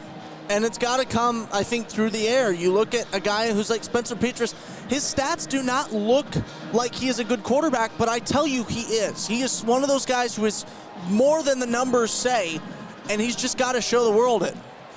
Petras is 12th in school history in career passing yards with over 4,300. He's in the shotgun on 1st and 10 from the 25 on the left hash, gathers the snap with the ball in his hands, has pressure coming, slings it to the left side where it's complete to Deontay Vines, right on the 30 inside the left numbers for a 5-yard pickup. That's the first connection for Petras and an Iowa receiver today. And that's something that helps to be 6'5" when the line is closing in on you, to still be able to see over everybody and find him in that sea of scarlet. It'll be 2nd and 5 on the left hash at Iowa's own 30-yard line. Under center, turning and giving it as Petras, running left over the tackle and over for a first down on the left sideline is Caleb Johnson to move the sticks. Pulled out of bounds by Tommy Eichenberg with 40 seconds gone in this second quarter. Still 16-7, Ohio State leading, but a good pickup there for Johnson. Perhaps my eyes are wrong, but I saw Caleb Williams' legs turn into jets there as he rounded the corner, sprinted up that far sideline. 1st and 10 on the left hash at the Iowa 37, back center and handoff Johnson, dashing straight ahead. He'll pick up 2, tackled on the left hash by a sea of Ohio State Buckeyes. Tommy Eichenberg and Mike Hall swallow him up. So 13:45 and ticking. 2nd down and 9. Caleb Johnson now has 5 carries for 19 yards, and it's clear that Iowa has been going with a run-heavy offense, but they're going to have to pass it here. Empty backfield on the left hash for Petras. He's got 5 wide. Gets the shotgun snap. 5-man front comes charging. Throws high down the right sideline, and it's over the head of his intended target, Nico Reganey. 3rd and 9. That's a throw you've got to make. An open receiver, enough to make that play.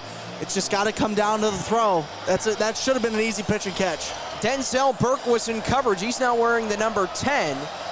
He wore the number 5 in his first 5 games. Perhaps after that slow start of the season, Burke was looking to try and change the momentum. Decided he needed to play twice as good, so doubled it to 10.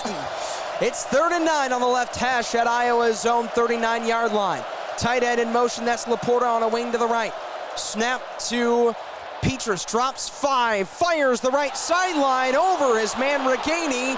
Pass interference, though, is coming up on Tanner McAllister as he grabbed on that left arm of Reganey, the 5th-year graduate wide receiver from East Haven, Connecticut. This looks like it could be offensive pass interference as McAllister kind of flung that left arm up to say that he'd been held. So we'll see what the call is. The referee's going to make it. And it will be on McAllister, says the referee, Jerry McGinn, up along that right sideline. That's a spot foul, so the Hawkeyes move up from left to right into Ohio State territory as the Hawkeyes trail by 9 with 13:21 to play in quarter number 2. So they've only completed 1 pass, have the Hawkeyes, but they move way up the field on that pass. Back in the shotgun is Petras. Flanked to his left by LaShawn Williams. Laporta in motion to the left, 3 receivers wide. Snap to Petras, giving it off behind the line, and tackled is LaShawn Williams. Tommy Eichenberg with another tackle for a loss. And he just has a knack for getting through opposing offensive linemen and making that play in the backfield. It seems like he can see through people the way that he tracks a running back behind his line. Tommy Eichenberg, according to Pro Football Focus, is the Big Ten's best linebacker against the run, and he was showing that there. All you have to do is watch him play. 2nd down and 12, there you go. It'll be an Iowa possession on the 49 of OSU. LaShawn Williams motions out of the backfield into the slot right. 3 receivers right, single receiver left. Snap to Petras, throws over the middle, caught by Laporta, tripped up inside the Ohio State 35, and he's got a pickup of over 15 for the first down. And that's got to be a key to Iowa. You've run back to Laporta a few times, using him as a blocker and now switching him out to a receiver. He is a guy who is clearly on fire. You got to feed him while he's hungry. Laporta is the leading receiver for Iowa. He had 9 catches for 101 yards against Illinois 2 weeks ago.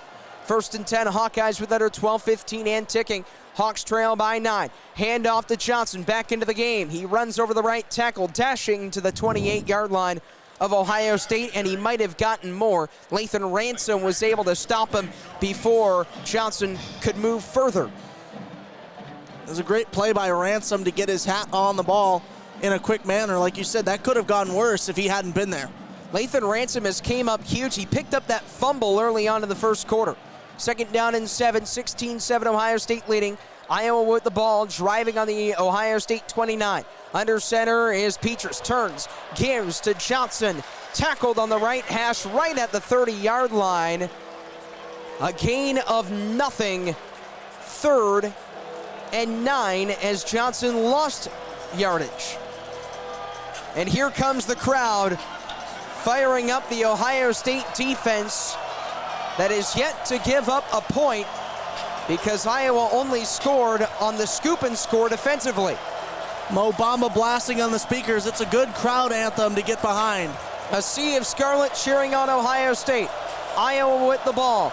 Petrus has 2 receivers to his left, 2 receivers right. Out of the backfield goes Williams. It's emptied for Petrus. Quickly gathers. Throws right side. On the numbers. Caught behind the line of scrimmage. Laporta's tackled around the ankles behind the line. There is Denzel Burke on the stop. 10:45 and ticking. We'll see what Iowa does here. And it looks like the punting unit might come out. That would be a pretty daunting field goal if they were to try it. I think punting is the best instance here. Oh no, they will try for a field goal. They will try it.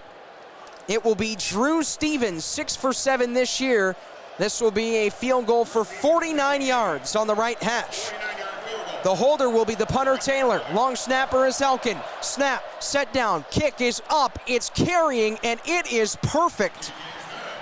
A 49-yard field goal from Drew Stevens with a season long of 51, and he buries it from 2 yards shorter to make it a 16-10 Ohio State lead. Good kick there by Stevens. That was an impressive shot. It looked like it was dying halfway through, but then as it gets closer to the goalpost, you realize, oh, that's got the distance plentifully. And you said early on in the game, not a lot of wind, just about 5 miles per hour blowing out of the south, so the wind was also pushing it back as it was blowing out of the south end zone to our right, which was where Stevens was kicking, but he takes care of that. And that's the 4th field goal combined between these 2 teams in this game. Noah Ruggles has 3, Stevens has 1, and Ohio State will go back to work, leading 16-10 with 10:07 to play in the second quarter. You're listening to Scarlet and Gray Sports Radio.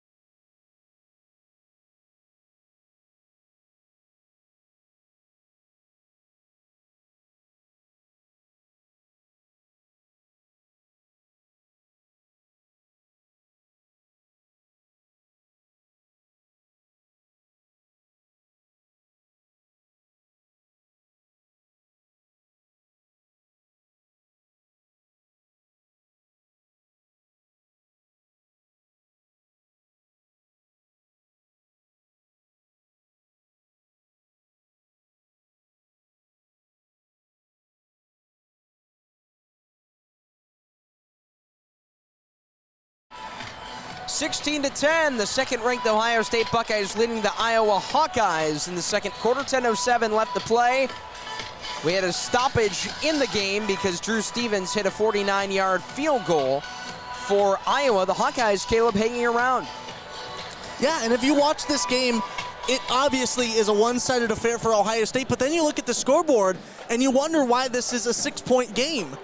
It's just one of those miracles that happens in the sporting world where the game does not equate to the scoreboard, and it's incredible. Over 20 minutes into this game, and both teams have been held to under 100 yards, 89 total yards of offense for Ohio State, 70 of those in the air, 41 total yards for Iowa, and an even 21-20 split between the passing yards and the rushing yards. So out come Ohio State wearing the all-scarlet jerseys with the gray pants on this scarlet out afternoon. The right side of Ohio Stadium starting to creep into the shadows. Still a lot of it, though, is in the sunshine as the temperatures start to rise up near the 70s on a rarely balmy late October afternoon. Now, this is not at all usual October weather, especially for Ohio. It's throwing me off a bit. Drew Stevens will come out between the hashes, boots one down the field. Chip Trainum watches it sail on the white painted B of the Buckeyes that is painted in the scarlet end zone. It'll be a touchback for the Buckeyes. And now Ohio State come back out. And Noah Ruggles, believe it or not, the place kicker, has been the star in the offense. He's 3 of 3, but the Buckeyes looking for a touchdown here. They're up 16-10. 5 minutes into the second quarter. Yeah, no disrespect for Noah Ruggles, but Ohio State wants to keep him from doing any more work than he already has. They want to do it themselves and not need his leg to get points on the board. Ohio State sets up shop. It'll be first down, 10 yards to go on their own 25-yard line. Stroud with Henderson off his left shoulder. He's got 2 receivers to the left. Fleming the single flanker right. Faking the pitch is Stroud, looks left, now throws to Henderson, makes a high catch as he pulls it in across the 25, out of bounds on the left sideline at the 30. Shoved out by Kelby Thielander. Henderson had to go up high to get it. It's a pickup of 4. And that's exactly how that play is supposed to go. You pitch it to the running back, and as soon as you go into pass, it's almost like a psychological thing where the running back becomes irrelevant anymore. Up-tempo offense. Stroud sets, looks to pass, gets a left tackle block. Throws it to the right sideline, and it's pulled in yet again. This time, it's Egbuka outside the right numbers and at the 42 on the right sideline for an Ohio State first down and pickup of 13. Completing that last thought, it's almost like you forget about the running back as soon as he's not an option, and then he's wide open when you make that play. And Henderson, the running back, is in the pistol set behind Stroud in a 3 wide receiver set, 2 tight ends to the left of the formation. Stroud, arms outstretched, high snap. Reels it in, gives it to Henderson. Up the right hash he goes across Ohio State's own 45-yard line, and he'll plunge his way near midfield, right outside that scarlet painted Block O midfield logo. And Henderson's going to pick up 6 as Campbell tackles him around the waist. Still 16-10, Ohio State up, but Henderson getting some chunk yards. Yeah, absolutely, and that's exactly what you have to do, is you have to show that the running game is continuously a threat. They may pass all they want, but you can still run it when you want to. 4-2-5 defense for Iowa. Stroud of the gun on the right hash, 2nd and 5 from his own 47. He settles. He wants a man down the left side. Call, and it's just over the head of Jackson Smith and Jigba. Wasn't able to catch it. A little bit overthrown and high. Incomplete to make it 3rd and 5. Another could-be pass interference call that Ohio State fans are mad they did not get. I think in this instance, you're fine with it. He was playing just enough of the receiver to where you can't argue that he wasn't just hunting the ball. But another time where if we have replay, they don't. 3rd down and 5, Ohio State 2 for 5 on 3rd down today. They have it on the 47-yard line of their own. 3rd and 5 with 8:36 to play. They have 3 receivers spread out wide to the left, single receiver right in Harrison. Stroud points out his protections. Iowa has 3 linebackers, 4 up front. Here's a snap to Stroud, drops 5, pressure coming, floats it left side, and it's incomplete. He wanted Egbuka on the numbers, and in coverage there were Kelby Thielander and Sebastian Castro. 4th down on the way. Well, he wanted him and he could have had him, but the ball was placed in a spot where not even a receiver of that caliber can make that play. And now that's going to send out Jesse Mirko for the first time today.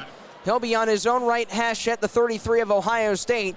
Way back deep to return is going to be Riley Moss, averaging 23 yards per return on punt returns. Here's a low snap for Mirko, quickly unloads and belts a high arching punt, takes a bounce at the 12, rolls at the 6, still rolling inside the Iowa 5, and it's down inside the 3-yard line by Chip Trainum. Long punt by Jesse Mirko, and Iowa's pinned deep, trailing 16-10 with 8:18 to go in the second frame. Again, rare that we see Jesse Mirko here this early in the game. Usually he comes in when the reserves are playing for Ohio State. So a surprising all-around game. The special teams getting a lot of work in here early in this half. Media timeout at the 8:18 mark in the second quarter. Ohio State 16, Iowa 10. Hawkeyes ball when we come back on the official student radio network of Ohio State Athletics, Scarlet and Gray Sports Radio.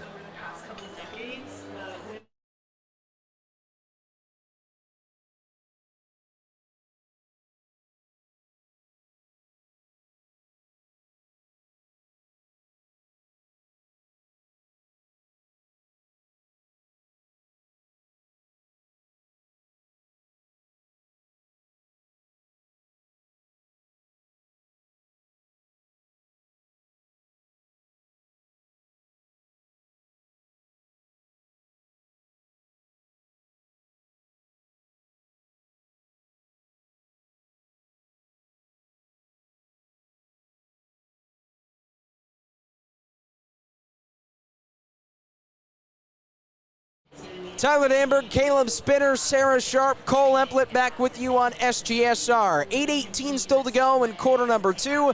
16-10, Ohio State leading Iowa, but the Hawkeyes have the ball. However, a Jesse Mirko Ohio State punt pins Iowa deep inside their own 3-yard line. Is this where you establish the ground game if you're offensive coordinator Brian Ferentz? You gotta try to get something to work, and I don't know that you abandon the passing game yet, but I think you have to, at the very least, develop that dual threat, if that makes sense to you, Tyler.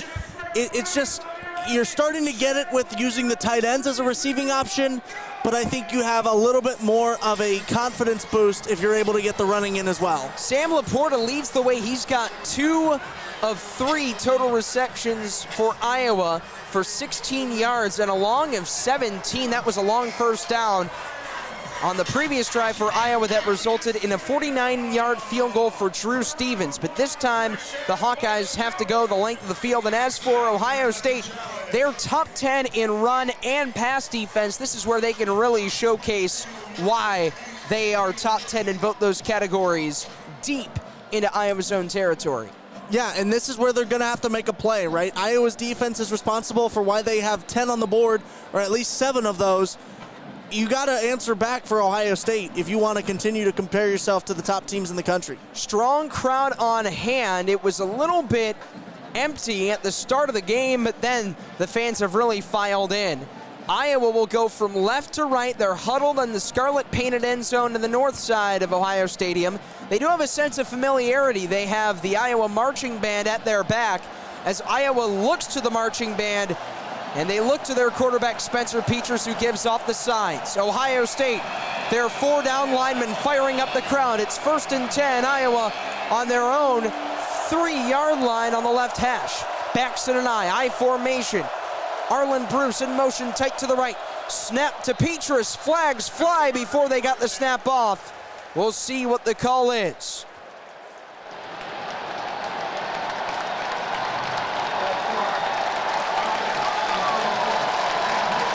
It's a false start on Iowa. So it's going to be a 1st and about 11 and a half inside Iowa zone 1. Crowd back on their feet yet again.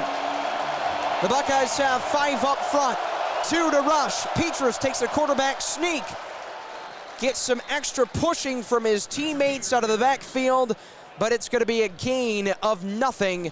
2nd down and 11, clock running under 8 minutes left in the second quarter. And that's one of those plays you make just to get some breathing room there. Charge it up the middle, get 2 or 3, and at least make it a little bit more of a comfortable situation for your offense. Here's the home field advantage being played in favor of Ohio State. Crowd being pumped up, over 100,000 strong at Ohio Stadium.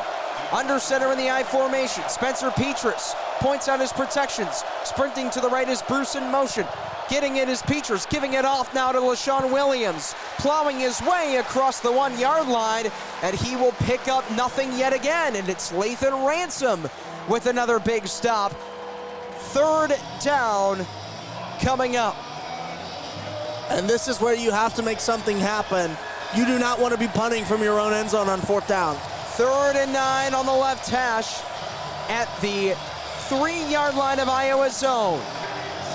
The Buckeyes with 4 defensive linemen, 2 linebackers, and 5 in the secondary. 2 receivers right for Iowa, 2 tight ends, including Laporta. LaShawn Williams is the featured back in the setback, and there's going to be a whistle blown.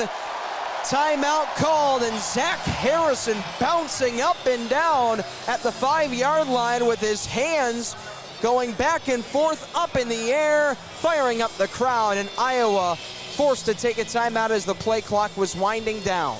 Well, he wants the Ohio State fans in attendance to make it hard for Iowa to call out their protections and their audibles, and indeed they were on that play, but he doesn't want the break to cool it down. He still wants them loud as they come out of the break. And it's got to be so tough, Caleb, when you're pinned inside your own 5 and you're the opposing team against a hostile 6 figures digits crowd, and just to try and get some extra yardage and avoid the safety, that's a tough thing to do.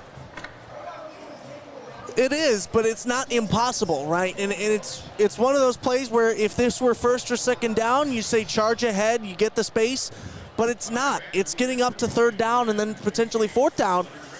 You're almost forced to throw it here. So with that, Ohio State defensively, is this where you bring the pressure on the edges? I think you have to. I'd like to bump the safeties and the DBs back and rush the middle 2 linebackers if you do a 4 linebacker set. I'd like to pinch my ends, drop up the linebackers on a blitz, and then drop back the cornerbacks and defensive backs for coverage. So after both teams come out of the timeout huddle break, it'll be a 3rd and 9 situation with 6:55 to go in the first half.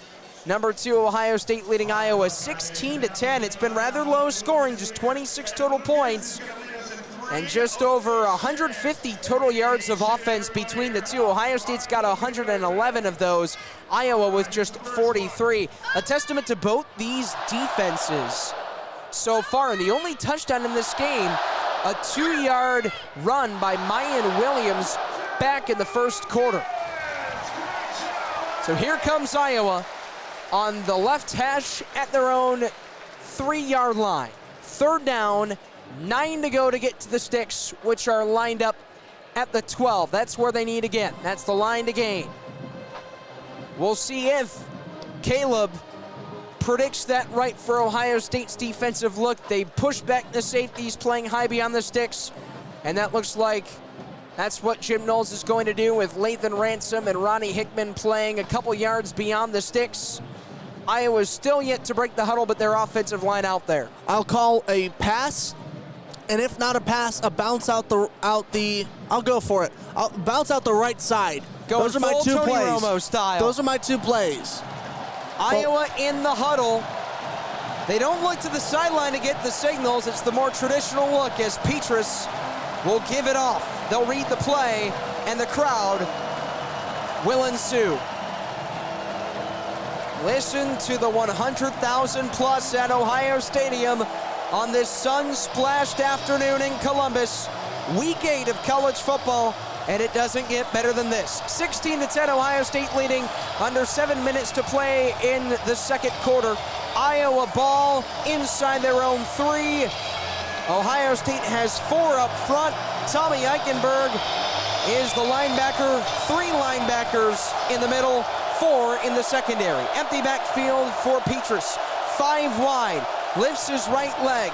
He's got Laporta, the tight end, in the right slot. Snap to Petras. Drops 3. Shuffles. Fires. Batted down at the goal line. And incomplete. And that's one of the worst outcomes you could have of a play right there, is that it's batted down by Zach Harrison, the guy who was just jumping up and down a moment ago to get the crowd fired up, kind of foreshadowing the motion that he would do to knock this play down if you look back at it. Harrison had a slow start to the season, Caleb, but he has really picked up. He had the strip sack early on in the first quarter. Now the pass broken up. at the goal line, and Torrey Taylor 8 yards deep with his heels just inside the back of the end zone. Will get the snap from the long snapper, Elkin. He'll send an arching, spiraling punt down the right side. Caught at the 47 by Egbuka. Breaks the tackle at the 45-40. Down the left, numbers 35-30. And Egbuka is down right then and there after a nifty cutback and a long 10-plus yard punt return. And the biggest takeaway from Iowa there, Taylor did not pull an Orlovsky. That is correct. And for those that are not familiar with that, Dan Orlovsky, former Lions quarterback, he got the snap one time in a Monday Night Football game. He ran it in the back of the end zone, and he didn't realize that he was out of bounds for a safety. And although he's got a great broadcasting career with ESPN, that is Orlovsky's legacy. It's just like Sanchez with the butt fumble. Yes. Great quarterback, but he will always be known for that one thing. Forever that legacy. 6:38 to go, second quarter. Ohio State ball in the Iowa 32. Harrison sprinting in motion. Stroud the snap, the handoff. Williams cuts right, running between the hashes inside the 30-yard line, and he'll extend the play to the 28-yard line. Jack Campbell with the tackle. Second down and 7 after a pickup of 3. And now here's a chance for Ohio State to add to this lead. We've seen what kind of team they are in the first quarter. We saw glimpses of it. Here's the chance to go it in full force. 4 wideouts for the Buckeyes, 2 to the left, 2 to the right, including the tight end Stover. 5 Iowa Hawkeyes come crashing as Stroud gathers, collects, throws the right sideline, and it's caught. Now cutting inside is Cade Stover to the 35, and he'll get inside the numbers to the 25 and to the 24-yard line, where he's 2 yards shy of the line to gain. So now 3rd and 2. Maybe Mayan Williams, who's into the game, he could get it here. Yeah, indeed he could, and you'd usually look for him right on the goal line, but this is certainly a distance he can cover with his legs. 3rd and 2, 2 receivers left. 7 Hawkeyes come up to the line. Snap to Stroud, give to Williams, and he's cut down behind the line. Mayan Williams, middle of the field, and he'll lose a yard or 2 to make it 4th down, and maybe this is where you now go for it if you're Ryan Day and the offense looks to stay out. Mayan Williams is a really talented running back, but there's only so much you can do. They had no room to run. He's lined up behind Stroud at the 25-yard line between the hashes. Ohio State looks back to the near sideline, getting the sign. 4:58 and ticking. 16-10 Ohio State leading second quarter. 4th down and 2. Rossi tight end in motion from left to right. 5 down linemen for the Hawkeyes. Design roll out left. Stroud's got a man at the 20. Outside the numbers, left sideline, 15. And Egbuka, who caught it, runs to the 13-yard line for the 1st down. Great recognizing that he had room with his legs to extend that play. And the Buckeyes are now 7 for 7 on 4th downs this year. That leads the Big Ten. 1st and 10 from the 11, just outside goal to go. On the left hash in Iowa territory. Stroud under center this time. He's got 2 tight ends to the right and a single receiver right as well in Egbuka. Here's a handoff left hash inside the 10 to Mayan Williams, the featured back.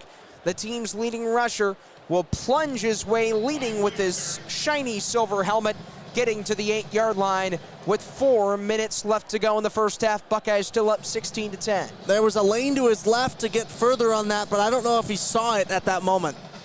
Stroud looking to his right, points to the tight end Stover, sprints in motion down the line to the left. 2 receivers to the left, single receiver right in Harrison. Play fake Stroud, rolling right, throws to Harrison over the outstretched left hand of his intended target. Harrison couldn't corral it. 3rd down and 7 with 3:46 to play in the second.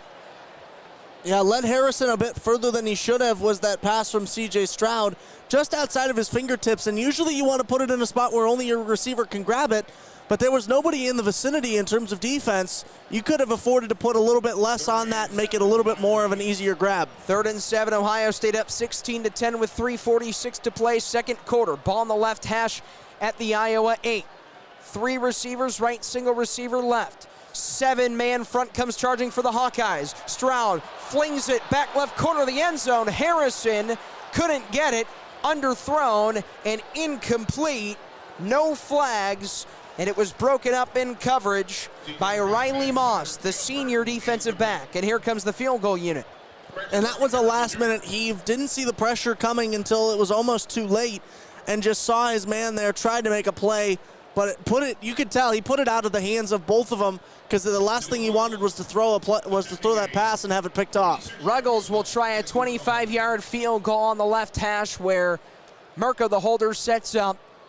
He's 3 of 3 today. High snap put down by Mirko, and Ruggles hits it high and splits the uprights. He's 4 of 4 for 12 of Ohio State's now 19 points in this game, and the Buckeyes lead it 19-10 with 3:38 left in the second. And again, we don't usually get to see Noah Ruggles this much, but it's always wonderful when you can go 4 and 4 when your team needs you. He had just had 3 field goal attempts all year. He's got 4 in this game, and he is a perfect 4 of 4. When we come back, the second quarter continues on Scarlet and Gray Sports Radio with 3:38 to go in the first half. It's Ohio State 19, Iowa 10.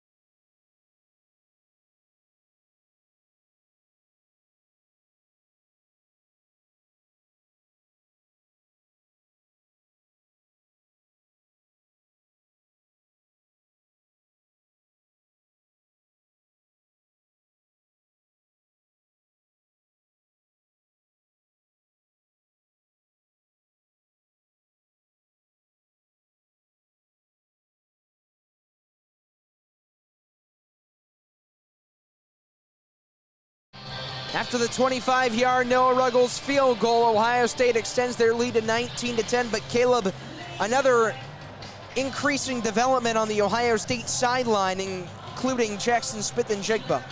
Yeah, it sounds like he'll be out according to a report from the Lantern. They say Jackson Smith-Njigba might be done for the day, was seen limping off the field after the third down play. We'll keep you updated on this condition, and that was reported on Twitter via Lantern Sports. Always a trustworthy news source there. You know it's legit. That indeed. Shout out Jacob Benj, Casey Smith, Stephen Kishbaugh and company. Best student paper in the biz, and we'll keep you updated on that. You forgot my guy Gabe Burgraff. Well, he's in a world of his own. Sure. Lantern TV, Gabe is just as top tier as it gets. So 4 Casey Smith. first class reporters from the Lantern, and that was on that third down play according to that tweet. They'll which be was working, an incompletion. They'll all be working for the AP one day. Oh, absolutely. Or wherever they desire, because they are fantastic. 19-10, Ohio State up. Final 3:38 in this first half. Sara Sharp, Kole Emplit will have the halftime report with you on Scarlet and Gray Sports Radio, but stick around. We've got a good one here. It's been tight down the stretch. Both teams have been held to under 150 yards. Ohio State with 135 total, and Iowa with just 43. Jaden Fielding will tee it up, swing it away from right to left. The freshman walk-on kicker will start it away as his teammates sway back and forth from right to left. Caleb Johnson, Gavin Williams, the deep returners, but they will not get one here as a fair catch is signaled, and now Johnson's going to take it running left at the 5. He's to the 10, between the hashes at the 12, and Chip Trainum chops him down across the 10. Working toward it, trying to get there, and the defense comes up big. Johnson tried the fake fair catch, but apparently he did not get Ohio State special teamers to bite. And that's a discipline play right there. When you fake and the team still sticks to what they know, that's discipline, and it speaks volumes to Ohio State. Yes, it does, and Chip Trainum with another stop. So here comes Iowa. They'll go from left to right. Ball between the hashes on their own 12.5-yard line. They've got the shotgun formation with Petrus. Calls Bruce, his receiver in motion to the left, gets the snap, shuffles back, drops 5, lobs it left side, and it's intercepted at the 10 to the 5. Tommy Eichenberg over the goal line. Touchdown, Ohio State. A pick 6 for Eichenberg. His magical season continues, and it's 25-10. Unbelievable. out of nowhere, using the legs to get up into the spot for it and pulling it down. Incredible play from Tommy Eichenberg. Continues to prove his value to this Ohio State team. Eichenberg with his first pick of the season, and it comes at a big time. And now Ruggles will try and knock through the point after.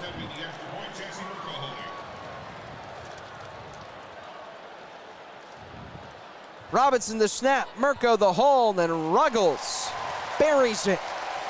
Tommy Eichenberg picks off Spencer Petras. That's the second interception thrown today by Petras. His third total turnover. And maybe Alex Padilla or Joey Labus, the Ohio native, might get some time in the second half. And we have an update here courtesy of the Dispatch. Since coming off slowly following an overthrown pass by C.J. Stroud on Ohio State's previous drive, Jackson Smith-Njigba has been moving around on the sideline and speaking with team trainers, but he hasn't returned to the field. He was wearing a helmet, which is usually a sign a player is available. So a good note there on Smith-Njigba. But in a defensive game so far for both these squads, Tommy Eichenberg with the exclamation point, a pick six to make it 26-10. Ohio State, 3:25 still to go in the first half. And yet another costly play by Iowa. They are hurting themselves right now with these turnovers. They have committed 4 now, a statement game for the Ohio State defense. And just like that, Jaden Fielding back to kick it away from right to left. Trotting to the ball, boots it away, and this time it's way over the head of the return man, Caleb Johnson. And Hawkeyes all around the country are going to try and seek out an answer here. And what do the Hawkeyes have to do to try and march up the field and go 75 yards in the final 3:25 of this half? They can't continue to hurt themselves. Ohio State has been all of these plays, don't get me wrong, but it's been bad reads from the quarterback. It's been ball security that caused the fumble. It's their own fault in a lot of these, and I don't mean for that to sound harsh. They have to play their game of football. Empty backfield for Petras on the right hash at the 25 of Iowa's zone. He gets the snap. He throws a screen on the left hash, caught by Bruce, slips free from a tackle, runs up the 30, and he'll get across past the 32.5-yard line. A couple yards shy of the sticks. Arlen Bruce getting in on the passing as Cam Martinez brought him down. Cam Martinez, one of those big players that you don't always see in the starting lineup, but he's getting reps in here in late into the second quarter. Always good to see the depth of Ohio State getting some plays. He's definitely one of those guys in the second rotation. 5 wide set for the receivers for Iowa. Jump snap by the Ohio State defense. Quick throw by Petras. Guns it over the middle. On the slant, a quick catch is made in a tight window by the Grandview High School alum, Luke Lachey. And fun fact, my last broadcast in high school of high school football was Mechanicsburg, where I went against Luke Lachey, who was at Grandview at the time. First catch for Lachey. Good little nugget there from Caleb. His dad, former 2-time All-American at Ohio State, Jim Lachey. So family ties here for the Iowa tight end for the first down. Shotgun snap to Petras, shuffles 5, hit from behind, flings it to the right sideline, and it's pulled in by Sam Laporta, makes the catch, turns to the 48, and he'll get tackled by Cam Martinez out of bounds on the right sideline near the 45 in Ohio State territory. Sam Laporta continues to be a bright spot for this Iowa offense. When things aren't going wrong, or when things are going wrong, he is going right. He has made several big plays for this team. 2 of his 3 catches now have came for first downs on second or third downs. So now it's going to be a 1st and 10 Iowa at the Ohio State 47 on the right hash. Press coverage from the Buckeyes. Empty backfield for Petras. 3 receivers right, 2 to the right. Snap to Petras, getting it, flinging it high and off the fingertips of Luke Lachey, who's second on the team in receiving with 1:41 to play in the second quarter. 26-10. Ohio State leading. That's interesting. Iowa, their 2 leading receivers happen to be tight ends. Significantly further in front of his receiver than he wanted to be on that last pass from Petras. and that's why it was incomplete. He threw it too far. Laporta is lined up in the slot left amongst 3 receivers to the left of the formation. Petrus has Gavin Williams on a sidecar to the right from the 47. 2nd down and 10. Getting the snap is Petrus. He shrugs off a defender. Then he goes down at the 49 of Iowa. Mike Hall Jr. with the sack. And another big play from Ohio State's defense. They continue to not let Iowa breathe. As soon as the Hawkeyes do something moderately successful, Ohio State's right there to silence them once again. Long 3rd down here. 14 yards to go on Iowa's own right hash at the 49. Final minute of the first half, 26-10, Ohio State leading. Hawkeyes break the huddle with Petrus walking up to the line of scrimmage. He'll have the fullback Monty Potabom to his left, the running back Williams to the right. 3 wide receivers with 3 down linemen for Ohio State. Here's the shotgun snap to Petrus. Locks, loads deep down the field, left sideline, and it's over the black helmet of his intended target, Nico Reganey. Incomplete. 4th and 14, Iowa. And that's a play you have to make. If you want to get back in this game, you have to continue. You have to make those deep balls. You have to get some chunk of the yardage quickly and in quick succession. You've got to get a touchdown here if you're Iowa, and that play would have set you up perfectly. So another, albeit not a 3-and-out, but a punt opportunity for Torrey Taylor, who leads the Big Ten in punts with over 40. He's set up at his zone 35 on the right hash. He has faked it once today, but didn't get it. He bends down to get the snap from his long snapper Elkin, belts a wobbly punt down the right side, caught on the left numbers by Emeka Egbuka, who has to scurry up to the ball to get it across the 20 with 39 seconds left in the 2nd quarter. Buckeyes leading 26-10, and perhaps, Caleb, this is where you take the knee and go to the locker rooms. Yeah, I think that's the best case scenario here for Ohio State. You no need to run another play, just take the snap and take it to the turf.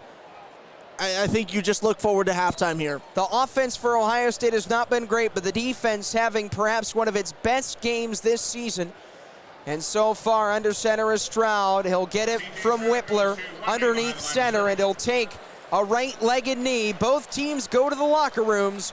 26-10, Ohio State in this defensive battle leading, and a big reason as to why that is the case, a pick 6 late in the 2nd by the linebacker and leader of the defense, Tommy Eichenberg. He is proving that he is a jack of all trades, whether it's just making an open field tackle or sacking a quarterback or now making an interception. There is very little, if anything, that Tommy Eichenberg has not been able to do for Ohio State this season. And the Buckeyes have forced a whopping 4 turnovers against Iowa. We've seen 2 defensive touchdowns in this game. Iowa, their lone touchdown of the match up was a scoop and score by Joe Evans late in the 1st quarter. Iowa took the lead 7-3, but then Ohio State has not looked back since. And we will go to the half and go to the halftime report on Scarlet and Gray Sports Radio. Number 2, Ohio State 26, Iowa 10. We'll send it over in just a few moments to Kole and Sara with the halftime.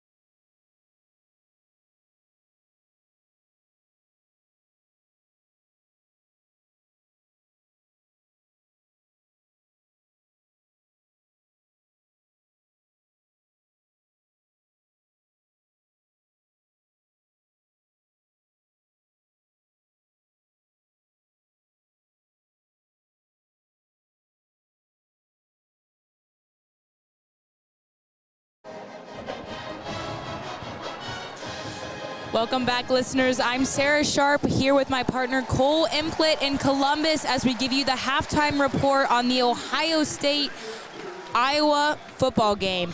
So, Kole, in this first half, this is actually the third lowest score that Ohio State has had to end the half. For example, they put up 31 in the first half against Wisconsin, 35 against Michigan State, and 42 against Toledo. So only 26 for them in the first half. Iowa at 10. What do you think that this Iowa defense has done well to stop these Buckeyes from scoring so far? Well, something we've seen all year long from Ohio State is those home run plays. Be able to get 30-plus yards or more, and so far they have not been able to do that today. Iowa's done a great job contesting the pass game specifically, only allowing C.J. Stroud to 105 yards so far through the first half. And when your passing game's not working, you got to rely on the running game. And even though between the committee of TreVeyon Henderson and Mayan Williams only combined 40-plus yards, they've just done a great job at being able to contain them, and they have been looked good ever since, only allowing Ohio State to score once so far in the red zone, which was an interception, by the way. Absolutely, and you talked about Stroud's yardage so far. Again, just for some input, he put up 285 yards in the first half against Michigan State, so a little bit of a lower performance half for him. Kind of touching on that and the pressure that he's dealing with right now. Stroud is no longer the Heisman frontrunner after the Alabama loss to Tennessee last week, and there's been a lot of talk on that and whether he deserves to be in the front running for that trophy. How do you think that the pressure and the talk that he's had to deal with coming into this week has affected the way that he's playing? Yeah, I would definitely agree. In the back of his head, you know, it has to linger just a little bit at the very most, knowing that he's coming into the game and all eyes are on him to perform well. And so far in today's game, he has not been able to do quite yet what we've seen from him. Talking about he's had 3 games so far this year with 4+ touchdowns, 0 so far at the half. I'm definitely interested to see how he can turn around going forward, but like you mentioned, it's definitely in the back of his head lingering just a little bit, and it might be affecting his play down there. Absolutely.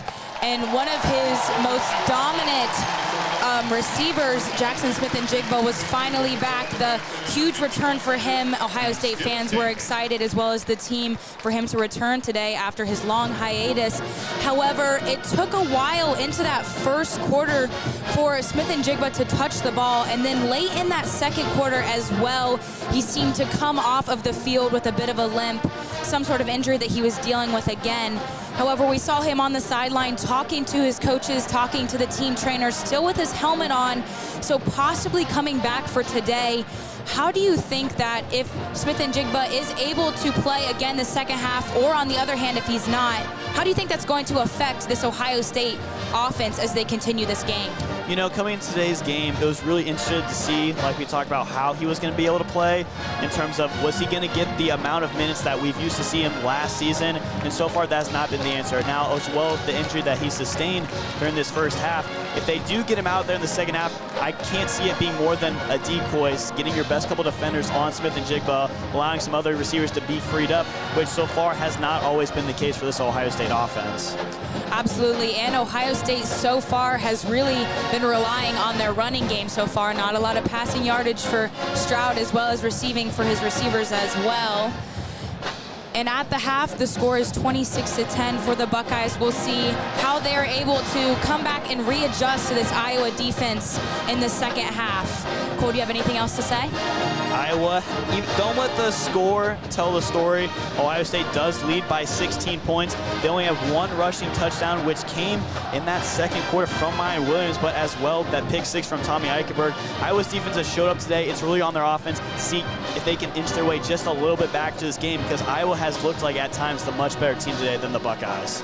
Absolutely, and you talked about just their defense and how strong they've been with that first touchdown out of the gate for Iowa was that defensive touchdown that they were able to get. So far, the scoring for their defense has really been more powerful than their offense, so they're definitely going to have to readjust if they want to be able to make up this difference between the score. Yeah, who knew it would have been a defensive chess piece match? Ohio State has 3 turnovers, Iowa with a couple on as well. It's just really who comes down to who has the better defense, and see if their offense can get just a little bit sparked so far in today's contest. Absolutely. Well, that is all that we have for you today. I'm Sara Sharp with Kole Emplit. Thank you for listening to our halftime report, and we will be back for the broadcast with Tyler Danburg and Caleb Spinner for the second half of the Ohio State-Iowa football game.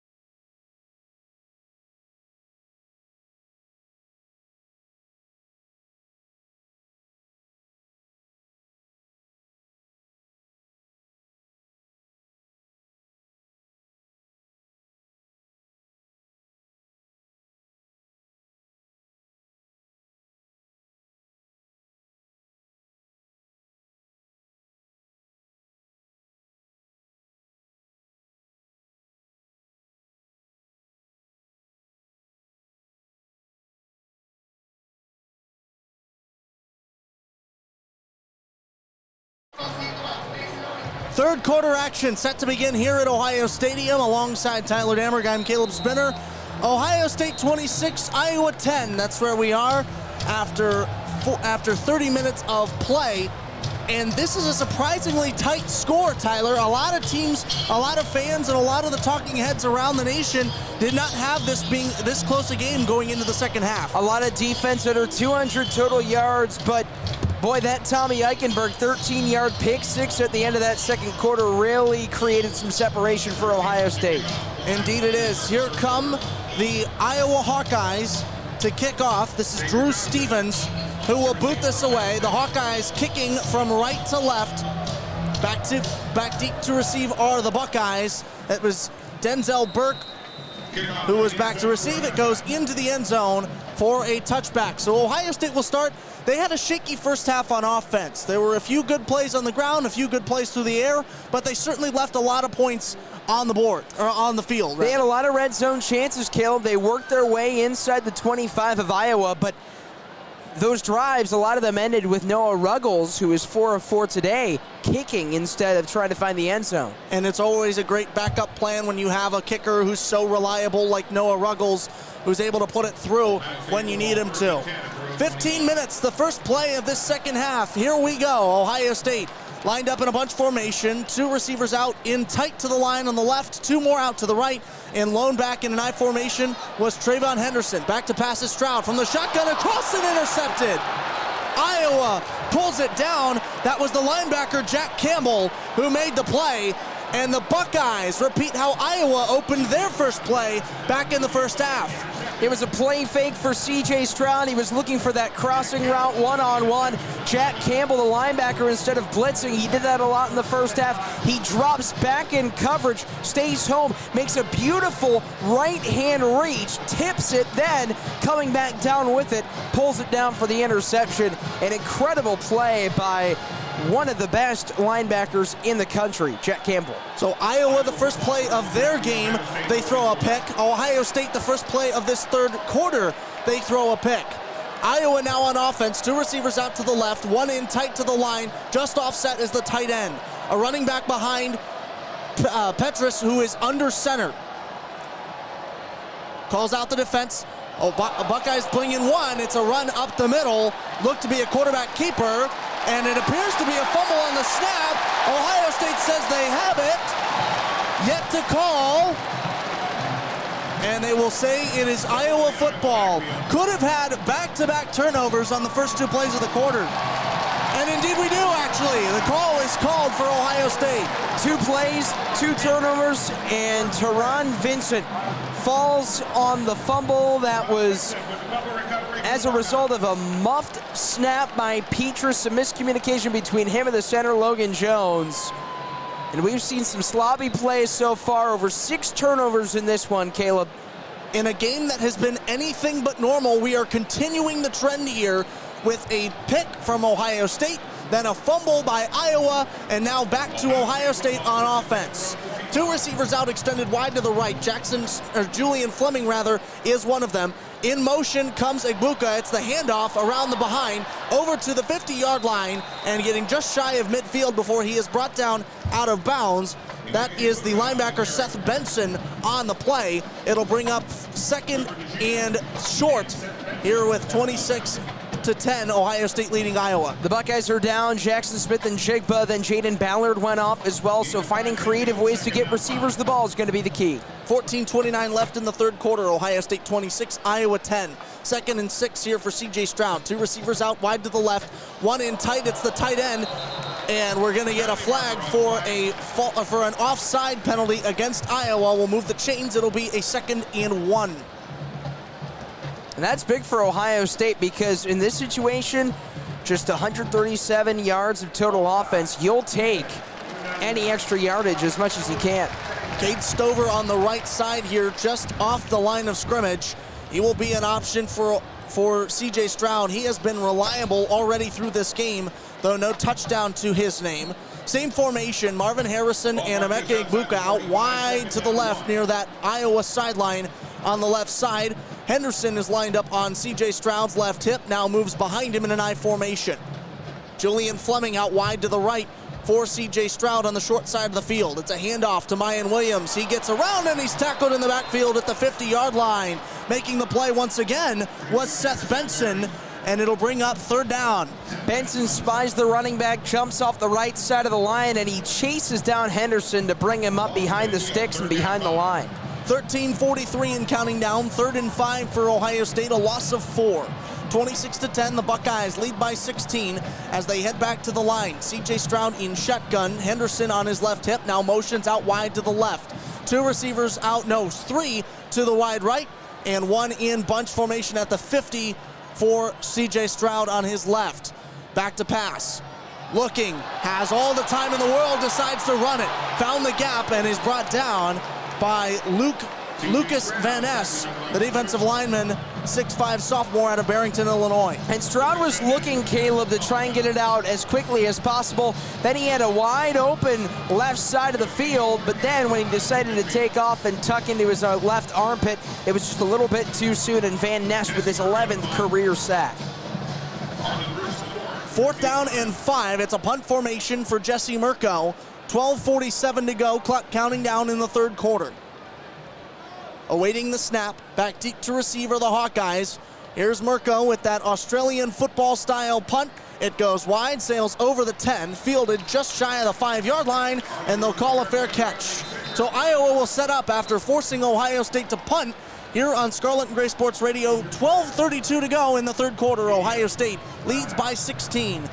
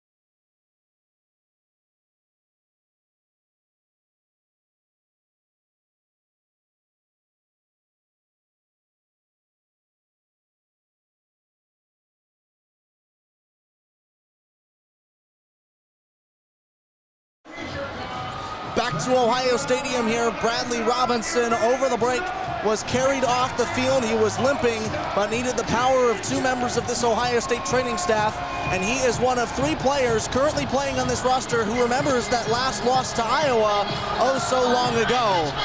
Yes, the others 2 being Jerron Cage, the nose guard, and then as well being the tight end Mitch Rossi.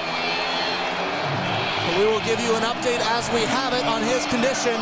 Meanwhile, it's Iowa football at the 6-yard line in their own territory back deep. 2 receivers out to the left for Petrus, who hands it off right up the middle to Caleb Williams, who gets a good chunk of change, about 4 yards on that run out to his left side. It'll bring up 2nd down. And that's going to be the MO, just giving it off to the running backs and picking up a couple yards just to get it out of that deep inside 5-yard territory for Iowa.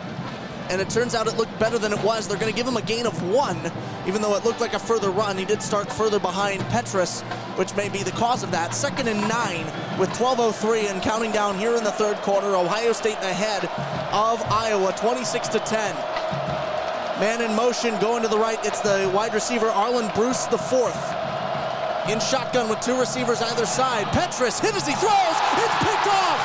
Brought down for his second interception of the day is Tanner McAllister. Holding up the 2 fingers as he gets, like you said, the second pick on the day. He intercepted Petrus on the first play from scrimmage. And how about the Oklahoma State transfer, Tanner McAllister, who had just had 1 pick in 49 games in 4 years for the Cowboys. He's now got 3 in 8 for Ohio State. What a play from Tanner McAllister. He was hit as he threw, was Petrus, and then it went off the hand. It was incredible how that just popped into his hands as you're seeing another look at it on the Jumbotron. Just happened to be right place, right time, off the hands of the tight end, Laporta. Great field positioning off the turnover for Ohio State. So the Buckeyes will set up shop deep in Hawkeye territory here with 11:44 remaining in the third quarter. 1st and 10 for the Buckeyes at the 15-yard line of the Hawkeyes. 3 receivers out in a trips triangle formation for Stroud. He fires it out to that direction to Emeka Egbuka, who gets about 2 yards before he is pushed out of bounds. It'll bring up 2nd and 8. And they keep getting Egbuka involved in the pitch and catch, and a good block there by DeJuan Jones as well to seal it up for Stroud to give him some more time. Fans in attendance here filling up more seats than are left empty. There are a few, but I believe this looks to be still a 6-digit crowd. We'll get the numbers here in just a moment later on in the fourth quarter.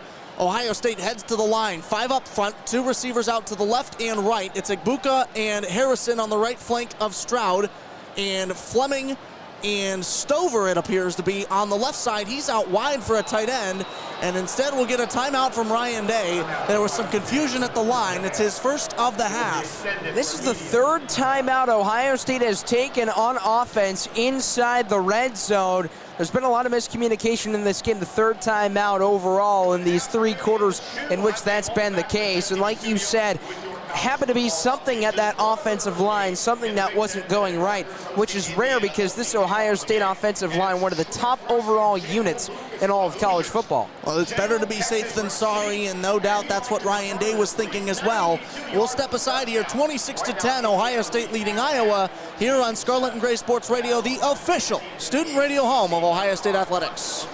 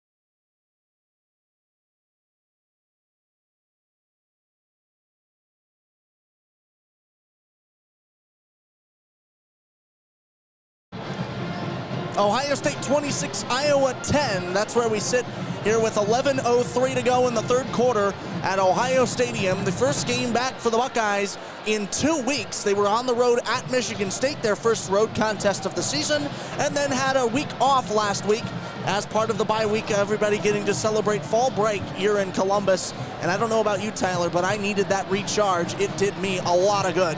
Great way to refuel, rejuvenate, and get back for games like this. 2nd and 6 for the Buckeyes on the Hawkeye 11-yard line. Ohio State, C.J. Stroud underneath his center. They have yet to blow the whistle to start this play, but already Harrison Jr. is out wide to the right. Cade Stover and Mitch Rossi, it appears to be, are the two tight ends on the left side of the line. Motion man coming in from wide left to now in tight left is Julian Fleming. It's all for naught, though, as it's a handoff to Mayan Williams, who gets up through the line for good for about 3 yards on that carry. It'll bring up 3rd and 3. Mayan Williams, the last Ohio State offensive player to score a touchdown. That was from about 2 yards out. Now inside 10 yards for Iowa. This is where you can really plunge it with your big bruising back. And something to watch as we go forward. Ohio State 4 turnovers in this game. If they get one more, it'll be the most since 2005 in a single game. 2 receivers out to the left. It's Egbuka and Harrison out wide by that far sideline to the left. It's a handoff up the middle to Mayan Williams. He gets nowhere, barely to the line of scrimmage if we're being generous. It'll bring up a 4th and short. You're about 4th and 1. That's a great stop by Iowa up front. They bring pressure on the interior. Lee and Van Ness able to keep Ohio State from moving the sticks. Ryan Day appearing to call this a conservative game, but instead he is going to go for it here, breaking that trend. Now 4th and 1 with 9:57 and counting down to go in this third quarter. Ohio State no doubt will try to get Iowa to jump offside first, as C.J. Stroud and the rest of the receivers turn back towards their commander-in-chief on the right sideline. Sent over in motion is Cade Stover. C.J. Stroud rolling out to his left, looking for his receiver, throws and caught in the end zone. Marvin Harrison Jr., touchdown, Ohio State. And that's the way to convert a 4th down. That's the way to do it. Design rollout to the left.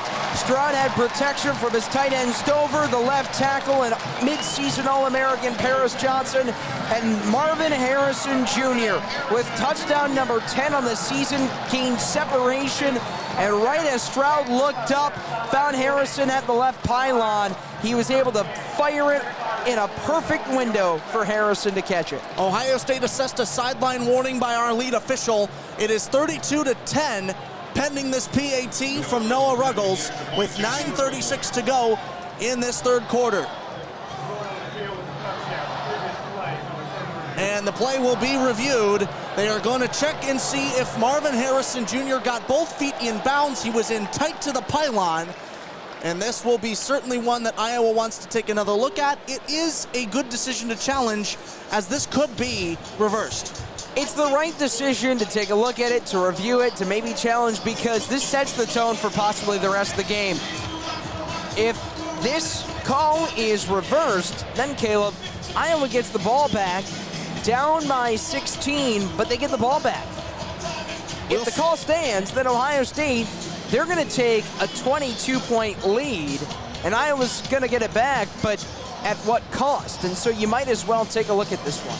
Certainly a lot riding on this review. We'll see you on the other side of the second look.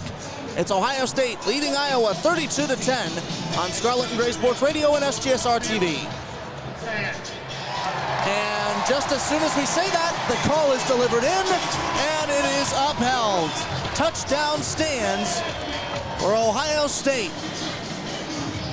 So it will be Noah Ruggles on to kick the PAT and potentially make this 33-10. He has been on fire today, getting a lot more work than he usually does on any given Saturday, as he lines up to put this through at the 10-yard line of Iowa, kicking from his left to right. Bradley Robinson, remember, out with an injury, so we have the backup in right now. Kick is up and good off a great hold. It is 33-10. Ohio State ahead by 23 over Iowa. And now, Tyler, we will take a break on SGSR and SGSR TV. 33-10, Ohio State leading Iowa at 9:36 to go in the third quarter. We'll see you shortly.